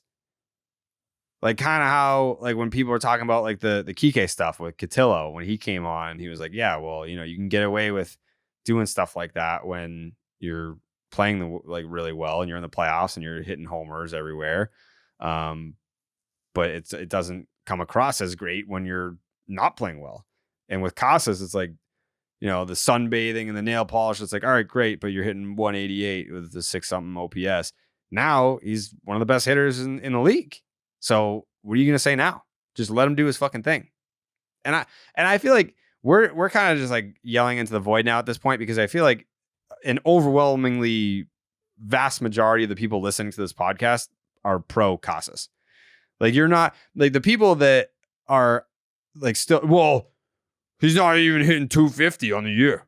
He's not even hitting 250. Like those people don't listen to this fucking show. People who listen to this show are like, yeah, dude, like you don't need to preach Triston Casas to us. We get it. They're turning up the sports radio. The Triston Casas slander. Let me hear it. Yeah. I think that's why people get mad that I'm like so like vocal and annoying about it. It's because like this is the fight. Like go listen to, you know, the fights I was having with Beetle this past week where, you know, and shout out Beetle. Like Beetle's awesome. But me and him have been fighting about Triston Casas. And we've been kind of saying like, what is his take on Casas?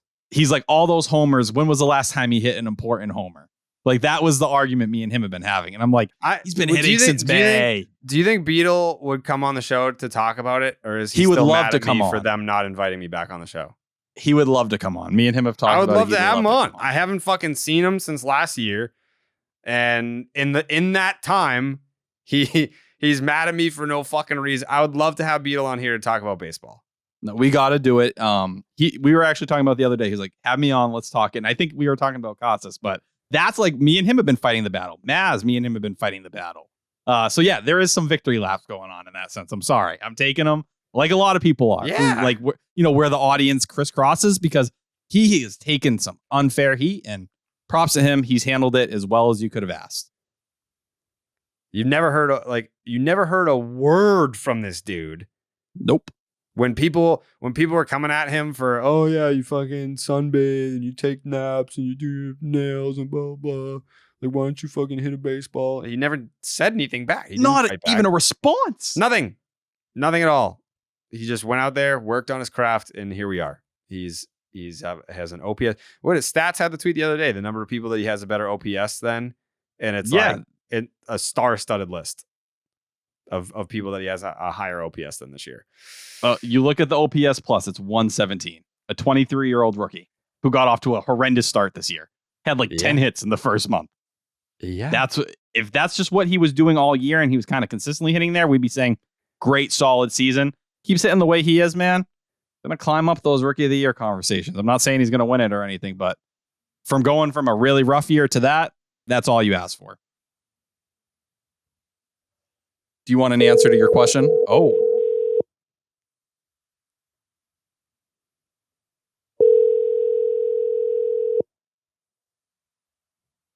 What was my question? Kike. Oh yeah, duh. Yeah, what's the answer? It's long-winded. I'll wait till after the call.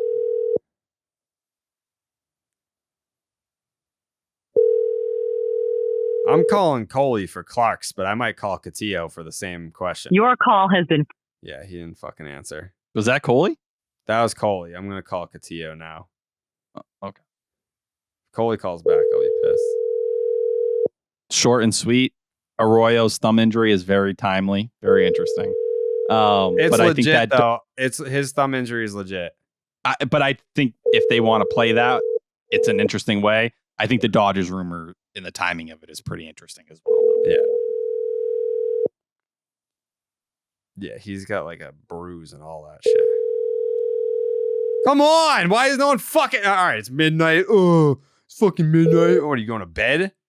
You've reached Chris Cotillo of MassLive.com. Sorry I missed your call. I'll try to get back to you as soon as possible. Thanks. At the tone, please record your message. No swearing. When you finish recording, you may hang up or press Who knows 1 who will for listen more to this? options. The fact that you have Hey, this is Chris Cotillo from Mass Live. The fact that you have Mass Live in your voicemail, it's weird. It's weird. Weird. Do something. Yeah, it's weird, dude. Do something about it. You have we're an hour and 15 minutes into this podcast. You probably have a good 2 hours to call us back before we're done with the show. Bye. What an asshole. Maybe something awful happened to him. Who cares? True. You're not wrong. But with the Kike Hernandez stuff, right? Mm-hmm. Yeah. I do look at it, and I think with these Dodgers rumors, it's pretty clear the Red Sox, or at least, people are feeling things. The Dodgers are interested. I saw the Giants also starting to come up as well. Farhan Zaidi over there, formerly from the Dodgers. I would say I still think he's the one on the ways out, but they may DFA it and play it that route. Yep. But do I think there's a fair chance I do? He would be the guy I'd pick to be out of the three. Or really, two. Why is no one answering their fucking phone tonight? It's me and you, Jared. Okay. Hello? Is this Podception Part 3? Yeah, are you doing a podcast right now? Yeah, doing a Sox pod. You doing a Sox pod? No. All right. Yeah. All right, man. I'll see you. All right, yeah, it's good to talk to you. All right, take it. I was just talking to my friend Dylan, and I was like, hey man, do you think that tonight was the last game that Kiké plays for the Red Sox? And he was like, I don't know. Why don't you ask Steve? And I was like, all right. So I opened up my phone and then I scrolled down. My keyboard's broken, so I had to literally scroll all the way down to the S's. Yeah. So I came to your name and I called you. And then I was going to ask you, do you think that this was Kike's last game of the Red Sox? I don't know. You don't think that? No, I don't think that. No. What do you think? I mean, I want it to be, but we know, dude. We know, dude. We know, dude. What we want and what we think is going to happen are totally different things. What do you think then? What do you think? Have we factored in that it could be Pablo Reyes that gets DFA'd? Imagine just being like, hey, dude, go down to the fucking minors for like 3 months. Learn how to play center field, then go fuck yourself. I mean, I don't think they're going to DFA Kike. And Jared, my reasoning is because I can't picture the tweet. I always try to picture what the tweet would look like. And I just can't picture the Red Sox tweeting out, like, we have the following news. And in that graphic, it says Kike Hernandez has been designated for assignment. I can't see it. What? I can't envision it. They did it to Pablo Sandoval. They owed him like $50 million. I know. This isn't like a breaking it down type of, this is a dumb, in your head kind of thing. I literally just can't see it. I can't envision it happening. So that's why I don't think it's going to happen. But if he was DFA'd, you think someone would pick him up, right? Yeah, someone would probably eat the contract. I think the Dodgers want him back. Yeah, so they would just eat the $3 million? Something like that, right around there? Yeah, I mean, maybe they work out a deal where it's like, you eat half, we eat half. Kind of like you've been eating good. You know what it's like to just like split a sandwich? Dude, imagine if the Dodgers just like ate the $3 million. That would suck. Yeah, like if the Dodgers had to print out $3 million in cash and then eat it. Oh my God. That'd be and then terrible. they also have to pay him $3 million right. too. Yeah. So the whole thing is going to cost $6 million to make this happen. That would be tough. So yeah, again, maybe he doesn't go to the Dodgers because it's in the contract that if the Dodgers get him, they would have to eat $3 million and then pay him $3 million. Could you imagine shitting out $3 million worth of cash? I feel like that would be like blisters on your butt. Do you think people, not to get too graphic here, but do you think people would go through your shit to get the money? No, I think they would. I think the money would be no. I think some people would. Can you digest money? Oh, so you're saying the money would still be intact? I don't know. I mean, I feel like sometimes like some of the money would probably be ruined, but not all of it. Yeah, that is fair. Jake, what do you think's going to happen? This is actually Jake. Real quick, Jared. Hold on. Jake. Book Dr. Phil. I bet you he's going to know. All right, what do you say, Steve? Hey, real quick. Yeah. What do you think's going to happen? I don't know. I mean, I'm kind of like in line with your line of thinking where I have a hard time thinking that that's the move that they would make. But I don't think it's Arroyo. Like, Arroyo's a good defender. He gets hot offensively from time to time. He's a nice dude. I don't like seeing nice dudes get DFA'd. He's a glue guy. And I think that there's a far greater chance that at the end of the year he gets non-tendered and then re-signed for cheaper than he gets DFA'd. Like he still has value. I don't know. Like, if they find like a trade partner for Kike, if like the Dodgers' interest is real, then like, yeah, I guess I could see that happening. But they're on a time crunch where they have to get this done by Tuesday. So maybe it is Pablo Reyes. I don't know. Like, no one fucking knew who he was before he got here. It's not like he's like some valuable piece. It's like, oh man, I can't believe they gave up on Pablo Reyes. Like, did anyone even notice he was gone? As long as Yu Chang is healthy, who the fuck cares about Pablo Reyes? Yeah, that is kind of weird. Do you think it was weird that they pinch it for Chang with Ref Snyder in that resumed game, then taking Duran out of the lineup because Kike took over his spot at short? Yeah, that was a little weird, right? That was a little weird. With one weird. out, you don't think Yu Chang can get a sack fly? I know he's hitting like 180, but I didn't love it. He's hitting 180, and all of that 180 is home runs. Yeah, he is maybe the best 180 hitter in the history of baseball. If you asked me what his average was, because I had just looked it up for the first time yesterday, I would have said like 250 or like 260. Yeah. I feel like he's celebrating all the time. Maybe it's because he just gets the most out of his celebrations, and he's really happy when he does good things. And when he hits home runs, they're all like 480 feet. Yeah, and he has big hits, too. It's not like he's just doing homers and like blowouts. Hits? No, hits, dude. H. Sorry, your phone is fucking... You're not on a Nextel, I can tell. Yeah, that's fair. Yeah. Wait, what was that? A Nextel, dude. You just have that handy? Yeah. What, you don't have a Nextel, dude? Hey, what does it sound like? Why is that just ready to go? And all that? Because the fucking call of the series is brought to you by Nextel i90.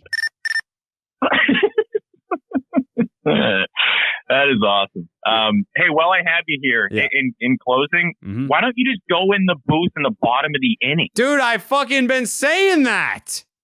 I've been saying that, and I opened the show by saying that it was a mass overreaction to this one. Like, yeah, I gave up 2 runs, but I left with the lead. Like, you imagine like having a fucking reliever go in there. Yeah, it's like, all right, I gave up 2 runs, but I left with the lead. And then at the end of the game, everyone's like, fuck that reliever. He blew it for... Like, no, I didn't.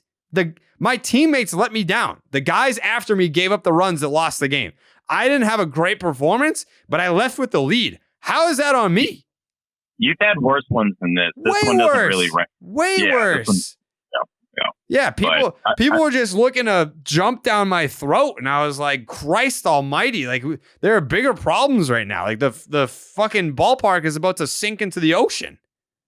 I know. Yeah, let's make sure that doesn't happen. Yeah. But we were having some food right before you went into the booth. I was telling. Yeah, we were eating food. I'm eating good. Yeah, you're eating good. I can tell, dude.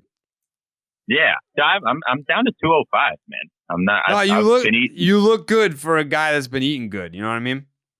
All right, yeah, I'll take it. Yeah. But I was saying, is the curse still going on? And you said no, because I think you had a clean inning. Did you have a clean inning? Yeah, against Toronto. Okay, so I just, you kind of made it seem like you had turned the corner, and I did. I blame the fans, because I tweeted that I was going in the booth, and then I wasn't even thinking about the curse anymore. I was like, I broke the curse, and then I tweeted that I was going in the booth, and all of a sudden everyone was like, no, don't do it. And I was like, what the fuck? Did you not see my last outing? I had a goose egg, and we celebrated it, and it was over. Like, imagine if like the Red Sox win the World Series in 2004, and then in 2007 everyone was like, oh no, the curse of Bambino. Everyone would be like, what? What are you talking about? We just won in 04. Remember all that talk heading into the Rockies series? We were like, I don't know, man, the Bambino. Yeah. It just, none of it made sense. I was very much unfairly treated on Friday night. And the Red Sox still won the series. I don't know. I left with the lead. Red Sox still won the series. Everyone's going to suck my fucking balls. Suck on it. That's right. Man, you guys are the top podcast for the soundboard. It's incredible. Yeah, I'm honestly very impressed. Thank you that you have these things all ready to go. All ready to go. Good. Yeah. Good stuff, man. Good stuff, man. Yeah. That's all good. Any closing thoughts here? I don't know. What's Joey doing? What's he wearing? Joey's got a Bruins hat on. He's a big Bees guy. Tell him it's not hockey season. Joey, it's not hockey season. What are your thoughts, Joe? He said that's correct. All right, good. All right, glad we got that established. All right, thanks for calling. All right, yep, I'll call again later. All right. Bye. Okay. All right. That's talking Kike Hernandez. Is it time? Let's do it.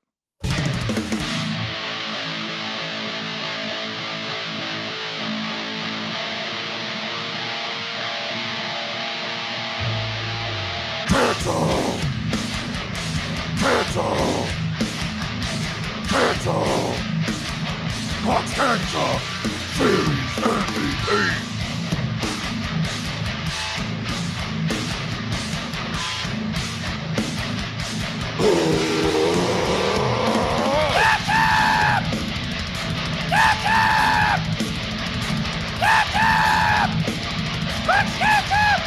Series MVP.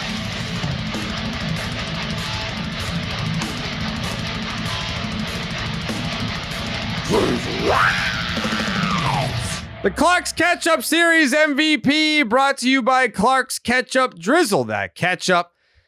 I feel like this is just a fucking no-brainer, dude. No way anybody didn't vote for Casas. It's going to be an absolute clean sweep. And it's, you know what? Do you even want the numbers? If you want to abbreviate them, I can understand. I mean, I think we should hit the overall Casas number. I'm just gonna tell you what Triston Casas did. Thank you. Like, this is the biggest no contest in the history of no contests. In this series, Triston Casas hit 600 with a 667 on base percentage, a 1400 slug, and his OPS was over 2,000. It was 2067 with an isolated power of 800.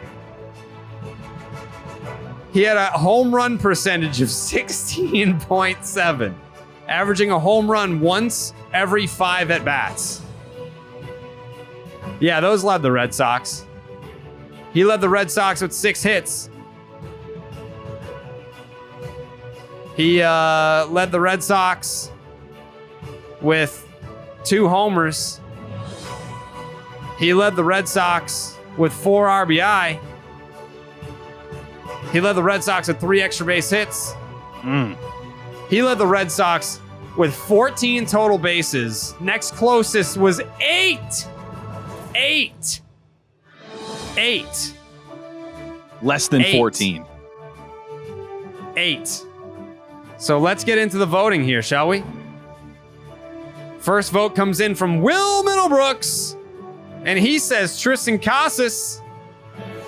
Kevin Youkilis, well, he says Triston Casas. Tom Caron, he says Triston Casas, and anyone who doesn't choose him should lose voting rights for a series. And I said, I agree. Facts. Dave O'Brien, he says, I'll take Casas. And I said, you can have him, because he's probably going to win. Next up, Jemai Webster. I'm going Triston Casas. And I said, I bet you someone else is too. It's crazy. Next up, our manager. It's Alex Cora. First, he asked me who I have. And I said, Big House. And he said, yeah, he got us going. It's Casas. Then,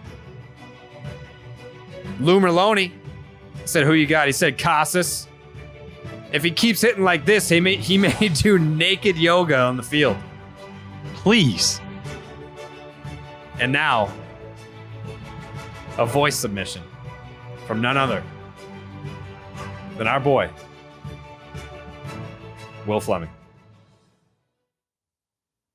All right, extra special Klark's Ketchup Series MVP submission tonight. It is now 10:40 p.m., and I am standing in the grass on the field at Fenway Park with both my shoes and socks off in honor of the easiest choice of the entire season, Triston Casas. 2 homers off Max Scherzer. I couldn't believe they gave him a pitch to hit his second time. I think that will start to change. He's emerged as a total monster. I'm going to start grounding. I think it'll make me a better broadcaster. And for goodness sake, let's get the guy a tanning bed. He can do whatever he wants if he's going to swing it like this. Fellas, it feels good to drizzle.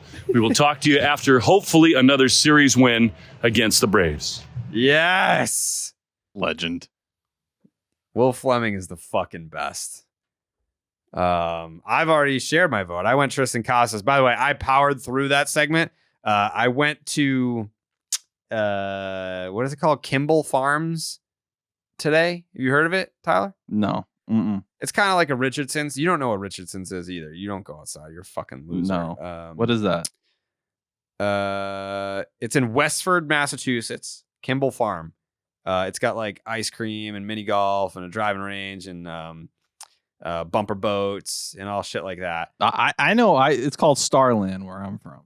Okay. Well, I went to Westford, Massachusetts. I went to Kimball Farm today, and I forgot that I put sunscreen on, so I touched my arm, and then I just rubbed my eye, and my left eye was burning that entire segment. Powered through. Thing was leaking, burning, the whole 9 yards.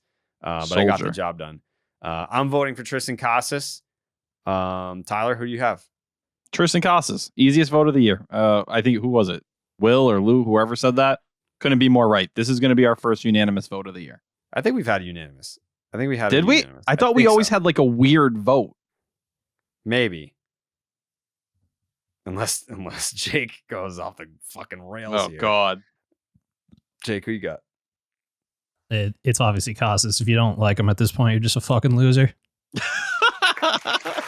Triston Casas, presumably the first unanimous Klark's Ketchup Series MVP. Congratulations to Triston Casas. Absolutely deserves it. Dominated. He had the homers, the batting average. He's picking it at first. He's doing great fucking walk-off interviews with Jemai. Man, he deserves it. Triston Casas. Should we do a little lottery here? Yeah, let's do a little lottery. I do, before we hit it, the Kike Hernandez thing, I do want to finalize my stance on it. I do think he is going to be the odd man out of everyone here. As long as they don't end up going Arroyo on the IL. They've played this thing so far. I think if they DFA him, he'll just end up getting traded. It'll be to facilitate a move if it's not there. Yeah, I could see that too. Okay. Wait, before we do that, Jake, can you tell us about Blue Moon really quick? Playoffs are just around the corner, so it's time to help your team out by sticking to your lucky rituals, like the ritual of enjoying an ice-cold Blue Moon while the game is on. Blue Moon was born in a ballpark, first brewed at Coors Field in Denver, Colorado. Make it your one-of-a-kind baseball tradition whether you're at the park or watching from home. I enjoyed plenty of Blue Moons both last night and tonight while watching the Red Sox take 2 out of 3 from the Mets. You know who I'm sure had a celebratory Blue Moon after the game tonight? Tyler Milliken. A lot of people were saying he ruined the entire season and made the Red Sox sellers at the deadline when he picked a sweep against the A's last series. So for the Red Sox to come back and take 2 out of 3 from the Mets and win the series, that's huge for Tyler. And I hope he had some Blue Moons to celebrate. With its refreshing flavor with Valencia orange peel for a subtle sweetness and hints of coriander, Blue Moon Belgian-style wheat ale is a one-of-a-kind beer that's made brighter. It's carefully crafted and full-flavored with refreshing notes and a smooth, creamy finish. Blue Moon was brewed by baseball to give you a dose of nostalgia and get you excited for the new season. Why strike out with the same old beer when you can get something one of a kind? Its bold flavor, bright color, and iconic orange slice ritual guarantee a one-of-a-kind beer experience perfect for spring weather. Best served with its signature orange garnish to showcase its beautiful bright color. A beer this good only comes around once in a blue moon, but you can enjoy it all season long. Brighten up your baseball traditions with Blue Moon Belgian-style wheat ale. It's one of a kind every time. Check out shop.bluemoonbrewingcompany.com for baseball merch and visit get.bluemoonbeer.com/Jared to find Blue Moon delivery options. That's get.bluemoonbeer.com/Jared. Blue Moon, made brighter. Celebrate responsibly. Blue Moon Brewing Company, Golden, Colorado Ale. Thank you, Jake. Knew I was getting thirsty. I'm always thirsty for a Blue Moon. I'm a sucker for coriander. I really am. But you know what time it is. It's Red Sox Lottery time, presented by DirecTV, home to the most MLB games. If you're not familiar with the Red Sox Lottery, first of all, welcome. You haven't been listening to the podcast. What the fuck is your problem, dude? I have a list of 100 Red Sox players. 100. And we pick out of 100 of them. And we have a random number generator here, which I'm going to generate right now. Whoever it lands on, a player has a number assigned to them. And we talk about that player. Talk about our favorite memories, stories, things of that nature. Go over their numbers. Today's number is 69. It is nice. 69 on the Red Sox Lottery, which is Jason Varitek. Yes. The captain, Jason Varitek. Wow. Man, I don't know if I can squeeze all this into 5 minutes. I could do a whole fucking hour on Jason Varitek. Man. Jason Varitek was traded to the Boston Red Sox with Derek Lowe for Heathcliff Slocum. And I think that there's a story somewhere that like one of the general manager, someone in scouted, like they didn't even know who he was. They thought that Derek Lowe was like a knuckleballer, and it was something like that. I mean, it's like 1997. Like they have no fucking idea about these. Like they don't have the internet. So Jason Varitek comes to the Boston Red Sox in a trade from the Seattle Mariners and becomes a legend. And no one has worn his number since he retired after the 2011 season. People don't talk about that enough. The 2011 season was the end of the era for a lot of different Red Sox legends. This is the last night of Jonathan Papelbon, Terry Francona, Tim Wakefield, Jason Varitek. A lot of guys rode off into the sunset after that 2011 season. But most notably, Jason Varitek retires after that season. The captain was named the captain after the Red Sox won the World Series in 2004. I'm not reading something. This is just me fucking spouting off because I love the man. After the Red Sox won the World Series in 2004, Varitek was one of many key Red Sox free agents, Derek Lowe among them. He ended up going to the Dodgers, but Jason Varitek re-signed with the Boston Red Sox on a 4-year, I believe, $40 million contract with his agent, Scott Boras, and was presented a jersey with the C on the front. He is officially the captain of the Boston Red Sox. How many no-hitters did he catch? Fucking 7? 4, right? 4? In Major League Baseball. Tied with Carlos Ruiz all time. Nomo, Buchholz, Lester, and don't tell me. Come on. Nomo, Lester, Buchholz, and fucking... Oh, I'm going to fucking hate myself for not knowing this. Don't tell me. I'm not. I know you have this. I believe in you. Easy. Okay. Easy? How about, do you want a year range? I won't give you the year, but I can. Yeah. Before 05. Before 05. I mean, that doesn't. Derek Lowe. There you go. Good work. 2002. It was May of 2002.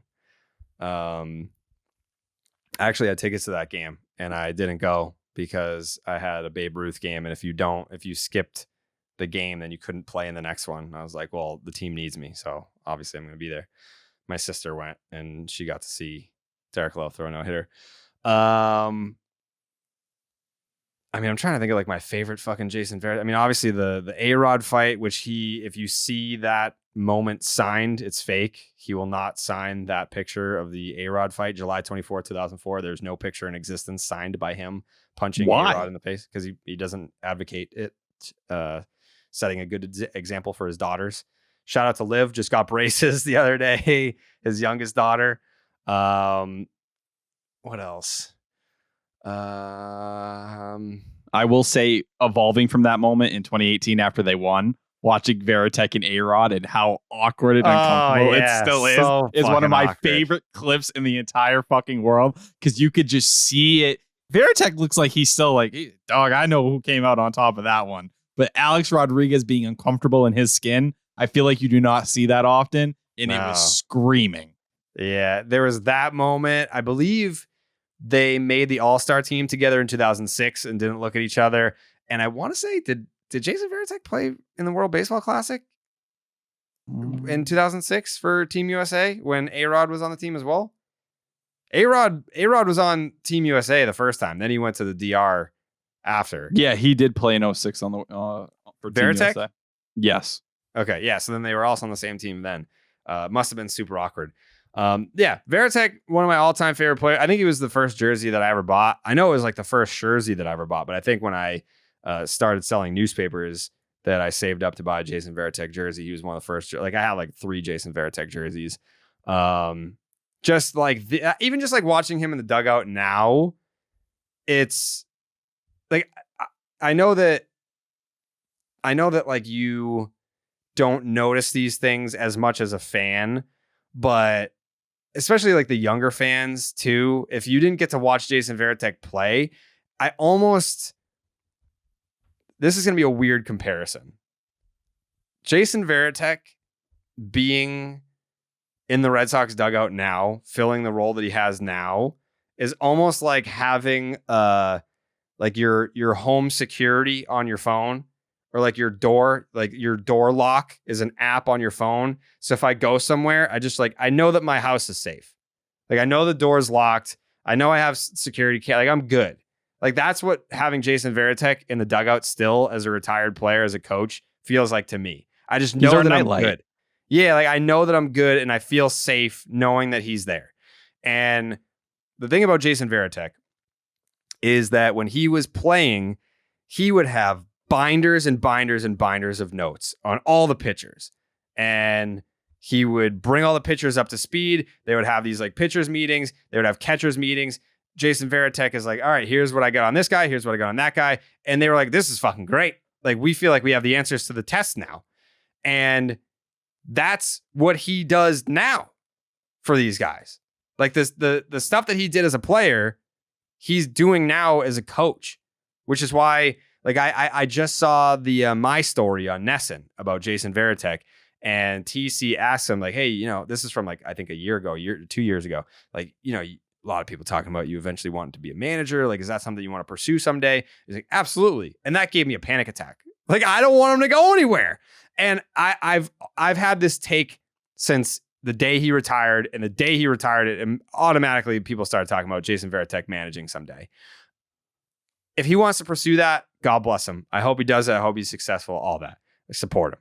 But I love him in this role because with a manager, like with a general manager, you're hired to be fired. With a manager, you're hired to be fired. Jason Varitek can do this job for the rest of his fucking life if he wants to. He can be in the Red Sox dugout for the rest of his life. No one is ever going to be calling for the head of the guy that does the fucking notes for preparing catchers, preparing pitchers. And it even like you see him go up to players in the dugout. Like, a reliever comes out of the game or a catcher, like in between innings, he's going up to them and he's talking to them. The shit that he's saying, it's like, absorb that. He knows what the fuck he's talking about. No one's ever going to call for that job. The manager, yeah, they're going to call for that fucking job. The general manager, they're going to call for that job. Jason Varitek, if they pay him, and it's not about the money with him either. I don't think. Like I don't think that that's the reason why he does what he does. He just loves it. But he can be in there doing this job for as long as he wants. He can have this job forever, and I'm pretty sure they pay him like a manager. Like he gets paid manager money. I'm pretty sure. And he deserves it. He fucking deserves it. So selfishly, I want him here forever. I love the man. I want him to be in this role for eternity. Because again, I feel that safety of like, we're in good hands as long as he's there. No, you're 100% right. That's exactly what it is. You never have to worry about the media or anyone turning on him. Because you can't imagine a world where everyone looks at Jason Varitek and says, I've had enough of this fucking guy. Like, I can't stand him. When he represents that captain, and let's be real, is anyone ever going to wear that C again? Probably not. Like, if Xander Bogaerts was here through all those years and they never gave it to him, I think that kind of tells you what it is. that's not saying, Jason Varitek was ever the greatest catcher or the best catcher in baseball. No, but there's a reason. Like, you look at Kyle Teal, drafted. You read that story that came out in the Globe the other day. The whole thing is about how excited he was to work with Jason Varitek. He's like, I have the key. Like, out of anything and everything I could have ever got, you gave me Jason Varitek as the guy I can talk to and work with every single day. Every catcher that comes through here cannot help but go and go and go about what it means to work with him. You watch what Connor Wong does out there. So much of his development has been under Jason Varitek, and Jason Varitek was the guy consistently hyping him up and saying, you guys have no clue what this guy is. And like, I just typed in Jason Varitek leader. I go back to Matt Clement in 2005. Here we go. He says Varitek was the biggest reason he chose the Red Sox this winter. I got unsolicited calls from people in the game, and they said, this guy can make you better. I'm not going to act like an expert on Jason when we only have a couple spring training innings under my belt, but I see it already. Knowledge of pitching, knowledge of opposing batters, an incredible recall of what's worked in the past. That's what he was. It was between the ears. He was a baseball genius, and that's why he fits so perfectly in that role today. Yeah. Yeah.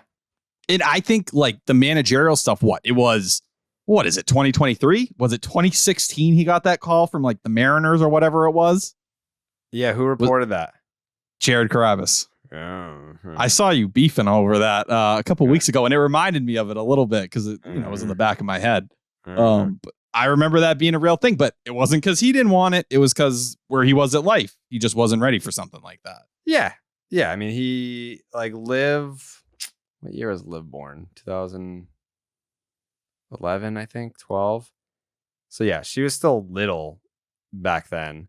I think he would probably be more open to it now. I don't know. I just don't want him to go anywhere. That would make me really sad. Would he, if Cora were to say move on, do you think he'd be interested in managing here? Like, would that be his dream job? Yeah, I guess for sure. Yeah. But I think I think he first and foremost wants to win. He probably wants to jump into some sort of organization that has like good pitching staff or has like a good young catcher, or, something like that. I don't know. But yeah, I'm happy with him right here. I don't want him to go nowhere. But yeah, I'm trying to think of like my favorite Jason Varitek memories. Like obviously like the A-Rod fight stands out. He probably hates that. Like, because it's just so anti him. Spotlight on Jason Varitek.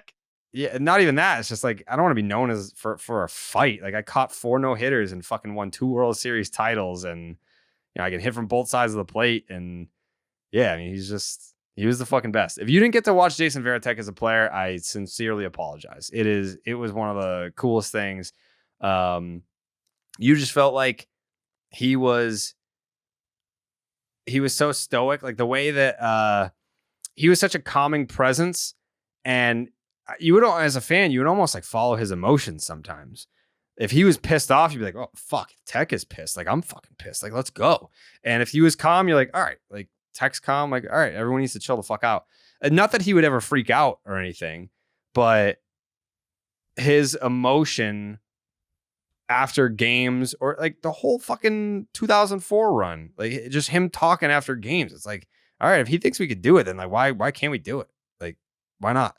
And that's why in my head, like one of the plays, and I've posted it a million times on Twitter, the Eric Burns play at the plate. That's 2003, Oakland. Yeah. Like those Jason Varitek, like those are the moments you go back and now we don't get it because you can't run catchers over. You look at the way Jason Varitek guys trying to run into that fucking dude. Yeah. Good luck. Like absolute brick wall time and time again. But I think you make too. But for those who don't know the play, I think Eric Burns was tagging up on a play. He was at third base, tagging, running home, and he plows over Varitek, and Eric Burns like starts hopping up and down on one foot, like mad at Varitek for blocking the plate, and shoves him. And as he shoves Varitek, instead of Varitek being like, fuck you, like he goes and gets the ball, runs back and tags him, and he's like, fuck you, you're out. And that was it. He was out. Like he never saw the plate.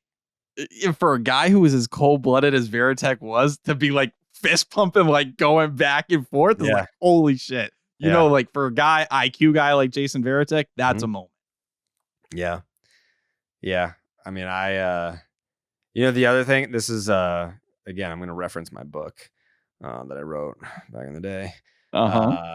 So when I was in high school, like me and my buddies, we would call like a hot girl was called a Varitek, because back then, like 2004, 2005, 2006, if you were a hot girl at Fenway, they all wore Varitek jerseys. So they were just called Variteks. Like, oh, a couple Variteks over here. Like, they're just like, that's what we just like call like hot girls at Fenway. Yeah, dude is a sex symbol, leader, captain, champion, class act.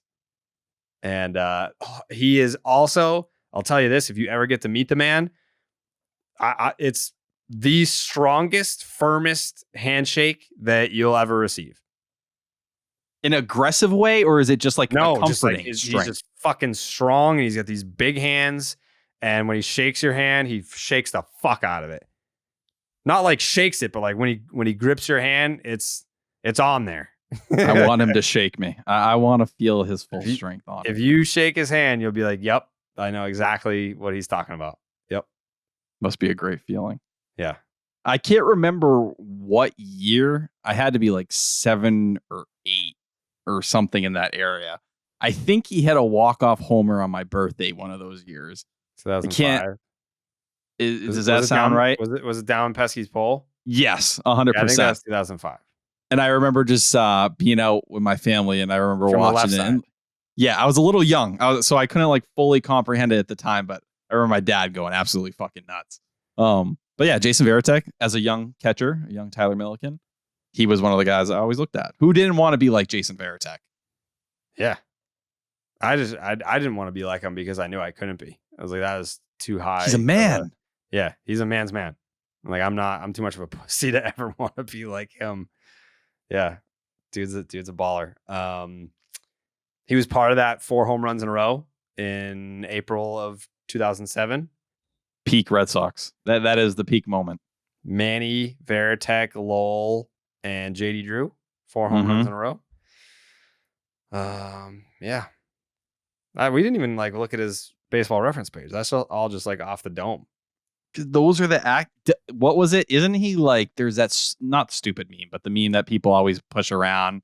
What he did in the College World Series. He's like the Little League World Series. Yeah, excuse me, Little League World Series. It's always like the craziest thing that no other player has ever accomplished. Yeah, I'm sure he did it all. I just remember always seeing that people would always post it like on the Facebook pages back in the day. Yeah, that meme that you're talking about, that was made in the MySpace days. Like that used to get posted on my MySpace page all the time. Yeah. Also, speaking of that, I posted the picture today. My today was 15 years ago. My first time in Josh Winkowski's dugout. It's the anniversary of the first time I ever stepped foot in his dugout. Excuse me? Yeah. Oh, you didn't know it was his? No. Yeah. Breaking? Yeah. Mm-hmm. Yeah. Wow. 15 years ago was the first time that I ever stepped foot in Josh Winkowski's dugout. How old was he 15 years ago? 9? I'll tell you right now. He was 10. 10-year-old. Yep. Mm-hmm. That sounds right. 10 years old. They gave him the name. Mm-hmm. Yeah. So 15 years ago was my first time in there. And I was really nervous because Dustin Pedroia was right behind me, my favorite player, which was why the booth night was so funny, because it's like 15 years ago was my first time in the Red Sox dugout, and I was freaking out because Dustin Pedroia was right behind me. 15 years later, I'm in the fucking Red Sox Nesson booth calling the game, and Dustin Pedroia is telling me to get the fuck out of there. Almost 15 years to the day. Yeah. You just look like a different human being. It makes me uncomfortable. I was a different human being.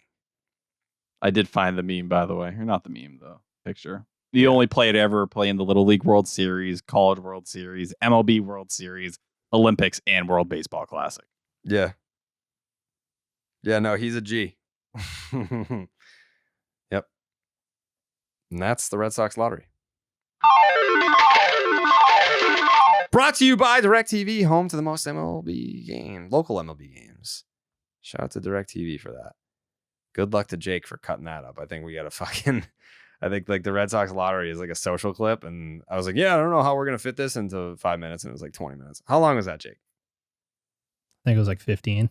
He deserves it. He deserves it. That's my captain.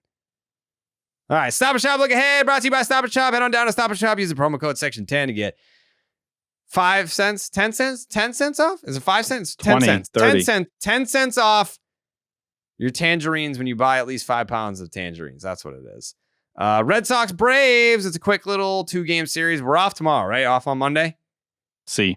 Yeah, so you have no excuse not to watch it or listen. Go to the YouTube channel. Watch this podcast. I mean, if you're listening, you're already 2 hours in. Then like, you're probably not going to go back and watch it, but whatever. YouTube comments sneaky as good as the Reddit comments. Really?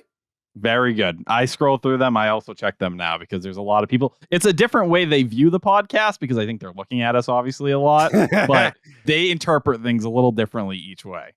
That makes sense. It's like an alternate reality. Yeah, that makes sense. Brian Bayo versus Charlie Morton in game 1 on Tuesday, and then Cutter Crawford versus Spencer Strider. This game is also on ESPN. Did you know that? I did not. Yeah, Wednesday night. Cutter Crawford versus Spencer Strider is on ESPN.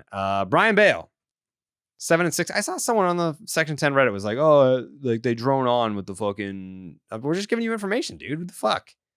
It was one person, but the others were like, "No, people like it. People are into it." They're like, "Yeah, I kind of float in and out." What's fucking crazy, Tyler? What? Just as we start, it's 12:32 a.m. right now. And we did Jason Varitek for the lottery. It's the anniversary of him punching A-Rod in the face. That's crazy. Yeah. That's scary. It was like, it had been the anniversary for like 5 minutes when we started that segment. Wow. It was just meant to be. July 24th, 2004. Actually, I have a pretty, let me find it. I'm going to go back and find it. I know I have it saved in my phone. It's from the Kurt Schilling interview on Section 10. Let me find it. Okay, here it is. I don't know if you've ever heard this. Punching we did was on the field in the greatest fight ever. Well, one of the greatest fights ever. So you're talking about July 24th, 2004. So awesome. And we don't fucking drill 260 hitters. Might have been the greatest line ever spoken on the field. Who said that? Tech said that to A-Rod. Did he really? Yeah. A-Rod was saying, fuck you, fuck you. You threw at me. And Tech goes, we don't throw at 260 hitters, bitch. Yeah. That's your voice is so different. Right? Oh, my balls what happened? Dropped. Jesus Christ. The tribal chief. Acknowledge me. Got some bass in my voice now. I don't sound. What happened? I what don't happened know. to my voice, Tyler? Maybe it's gonna happen to me at some point. No, you'll always be bitch. No, man. No. Fuck. Cut that, Jake. Jake, take that out. Tone me down for the whole episode. Brian Bayo, 7-6, a 3.60 ERA, a 1.22 WHIP, and a 7.8 strikeouts per 9. He's coming off a stinker, as we know. Was not good. He gave up some bombs against the Oakland A's. The concerning thing, obviously, is the home runs from his last start in May, and all 5 of June starts. He did not allow a single home run. He's now allowed 6 in his last 3 starts, including 3 against the Oakland A's his last time out. The day-night splits, we've talked about that. 5 day games, 0-3, a 7.25 ERA, a 1.66 WHIP. Night games, 11 starts, 2.39 ERA, a 1.08 WHIP. I don't know. It's fucking weird. His home road splits aren't as extreme, but his home ERA is 3.14, a full run better than on the road. 9 of his 13 home runs have been allowed on the road. Interesting. He faced Atlanta earlier in the year, shut him down, 6 innings, 6 hits, 2 earned runs, 1 walk, 5 strikeouts, gave up a home run, got the win. His 4-seam versus sinker, interesting debate. This is from his last game. The sinker, he threw 20 of them, 21% whiff rate. 4-seam, he threw 8 of them. Hitters were 3 for 3 and hit 2 home runs, and he did not get a single whiff. Red Sox are 10-6 when he starts. Going up against Charlie Morton. 10-7, a 3.36 ERA, a 1.37 WHIP, and a 9.8 strikeouts per 9. Nearly 40 years old and still shows almost no signs of slowing down. He has his worst strikeouts per 9 since 2015, but it's still at 9.8, so that's pretty fucking good still. 137 whip. It's pretty high, I guess, for someone with a 3.36 ERA. He's gotten a lot of help with the grounding into double plays. 13 of those. It's tied for 8th most in Major League Baseball. He only has 3 games all year where he has less than 5 strikeouts. He has 8 starts of at least 7 strikeouts in 18 games. The walks have been somewhat of an issue for him. He has 3 walks or more in half of his 18 starts. His curveball still nasty. 172 batting average against, 270 slug.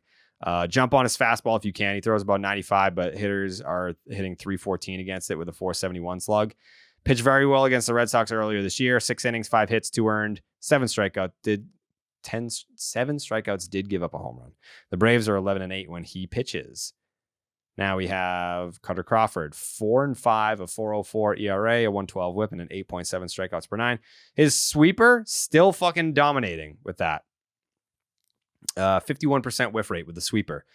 With that pitch being so good, you have to wonder why or if he will replace his curveball as his primary spinny pitch, because the curveball, 387 batting average against, 806 slug. Yikes. He throws that 11% of the time. Just fucking ditch it. Stick with the sweeper. He has had some trouble with the homers. 4 appearances this year where he's allowed 4 plus earned runs, home runs in those games, 3-2-0-2. When he keeps the ball in the yard, he is a quality arm in the rotation. Red Sox are 7-2 when he pitches, 5-6 when he starts, and 3-1 when he pitches in July. Spencer Strider, my National League Cy Young Award pick, 11-3, a 3.78 ERA, a 1.09 whip, and then 14.6 strikeouts per 9. He strikes out a lot of fucking people. 20 starts this year. He's got 8 starts with 10 plus Ks, 15 with 9 plus, 6 is his lowest output, and it only happened once. His innings are fascinating. He's pitched 5 plus innings in 19 of 20 starts, but he's only completed 7 plus innings twice. He averages 100 pitches per start. So the strikeouts basically cost him longevity. So he's going to be slicing and dicing that ass, but he's not going to last very long. He's not going to get to like the 7th or anything. He only throws 2 pitches. He's got the 4-seam slider. He only uses the changeup a little bit. Fastball, he can get barreled a little bit with the fastball. 257 batting average against, 466 slug, 30% whiff rate. The slider, the whiff rate, it's a joke. 57%. The Braves are 17-3 when he starts. 17-3 when he starts. They were 5-0 in April, 4-2 in May, 5-0 in June, and they are 4-1 in July. Also, to make matters worse, the Braves average 6.75 runs of support for him. They've only scored less than 4 runs for him twice all year. They've scored 10 plus runs for him 4 fucking times. So the run support is going to be there. The strikeouts are going to be there. Again, it is Brian Bayo versus Charlie Morton, Cutter Crawford versus Spencer Strider in this brief 2-game series against presumably the eventual World Series champion Atlanta Braves. Prediction time. Tyler. I'm going to have them lose in the first game. Last time Nick Pivetta went up against the Braves, he got his dick kicked in. That was 7 earned runs. Now, bullpen Pivetta is a little different. It's the Braves. And I think if they're going to hit, they're going to hit at some point in the series. I think Brian Bayo, who did pitch well against them last time, will kind of be what carries you. So I'll go with the split. I'm terrified. You're playing the best team in baseball, but Red Sox have been moving well. I think they know the urgency of trying to win with, just about a week until the deadline now. They find a way to get at least one. And it'll be the Bayo game. Jake? I got a sweep. Okay. I think it would be the most 2023 Red Sox thing of all time to lose 2 to the A's and then just come back and win both against the best team in baseball. Okay. I got a split. I got them winning the first game. They'll win the Bayo game and they'll lose the Strider game. And I'll be happy with that. I'll be more than happy with a split. Not the end of the world if they lose 2 here. It's the fucking Braves. Come on. But I've got a split. Okay. Did we get everything, Jake? Got it all. Damn. We got haikus. We got look aheads. We got lottery. We got Steve. We got Stop and Shop. What a show. Accountability. I was very accountable today. So, yeah. Tyler, any final thoughts? Oh, congrats to the Portland Sea Dogs for throwing their second no-hitter of the season today. Wilkerman Gonzalez giving you like a ridiculous 6 innings and kind of just continuing to be, honestly, one of the more impressive arms in the Red Sox system this year. Brendan Salucci ended up going for 2 after that, and then Luis Guerrero closed it out. They did give up a couple runs, so it's a little of an Edwin Jackson style no-hitter, but it counts, and a nice moment for them. Happy to see Trevor Story down there doing his thing. Arm looks good at shortstop. You may laugh, say, oh, he went 0 for 4 with 4 Ks in a second rehab game. I don't care. He had a homer the first night. He's 2 for 8 down there. That's my shortstop. He did look good on that throw. The elbow's fixed, baby. What's he going to hit? Fair question, but he can play defense.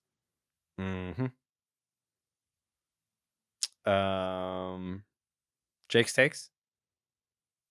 People aren't going to know what this means, but Jared's upload percentage was sitting around 3% for like the first hour and a half. That shit popped up to 99. Like, I'm just so fired up. That means I'm getting to bed at like 2:30 instead of 5 a.m. I saw that. It got to 99. It's at 97 right now. It was sitting at 99 for a sec there. Yeah, it's a miracle. Yeah. I saw it kind of creeping up, like when it was in like the 30s and it got to the 40s, and I was like, oh, fuck yeah. Like this is going to be like not that. I was in my head. I was like, I'm going to have to keep my laptop next to my bed. Like I'm going to have to like go to bed and like keep like hitting the keyboard so that it doesn't go to sleep, so that the whole video uploads. But yeah, shout out to Jake burning that midnight oil to get you guys your podcast. We will be back on Thursday after the Red Sox Braves series completes itself. I'll be there on Tuesday. It's supposed to rain, I saw. Again, shocker. Wow. Rain. This is the rainiest fucking summer ever. I'll be making an appearance at Fenway soon. No, you won't. People stop me at Fenway all the time. They're like, why doesn't Tyler want to go to games? I'm like, I don't know, dude. I'm going to be there August 5th. Tyler Milliken will be in the vicinity. August 5th is a Saturday. It was. Oh, I think I'll be there too because, wait, is that the right Saturday? Blue Jays game? August 5th? Yeah. Okay. Yeah. So Saturday is SummerSlam, which I know you're excited for, Tyler. John Cena. Yeah. Roman Reigns. Roman Reigns. Yeah. So it's Saturday is SummerSlam. One of my buddies that works at Fenway, Darren, loves WWE. And I was like, I kind of just have to like pick my friends from all over the place that watch wrestling to watch wrestling with me, because you guys don't watch wrestling with me. So now I have to just like come up with this, I guess, roster of wrestling fans. Like I make all my, like, there's like people from DK, there's people from Fenway, Will Middlebrooks came to my WrestleMania party. It's just people from all over the place. And I just throw them all together. Like my cousin and my cousin's husband, like I bring him in, and we just all hang out together and watch wrestling. So I'm going to Fenway, and then Darren, who works at Fenway, is going to drive me to my house after, and then we're going to watch SummerSlam. So you can come. Do you want to come? Have a little wrestling party together? Yeah. Acknowledge me. You trying to come? I'm going to tell Martha to stay at Fenway. Oh, you're definitely. I probably won't even see you then. I'll come and give you a little kiss on the cheek. You won't. I'll smooch you right on the cheek. You won't. You don't think I will? No. I'll watch. Where the wettest seats? Fucking kiss. Where are your seats? I'm like 2 rows behind home plate. 2 or 3 rows. Excuse me. Hey, listen, I didn't pay for them. They're Martha exclusive. Excuse me. Listen, she takes good care of me. What can Sugar Mama Martha. That's what it is, baby. Care of you.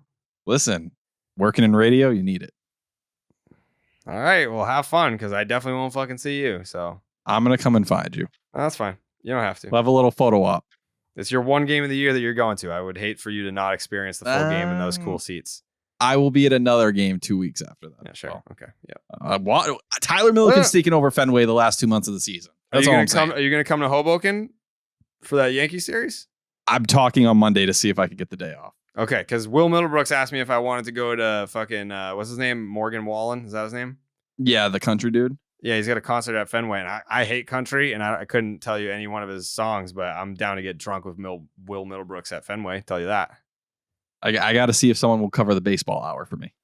All right, well, if we can figure it out, we'll maybe try to shoot for that Bronx series in August for the Milliken punishment party.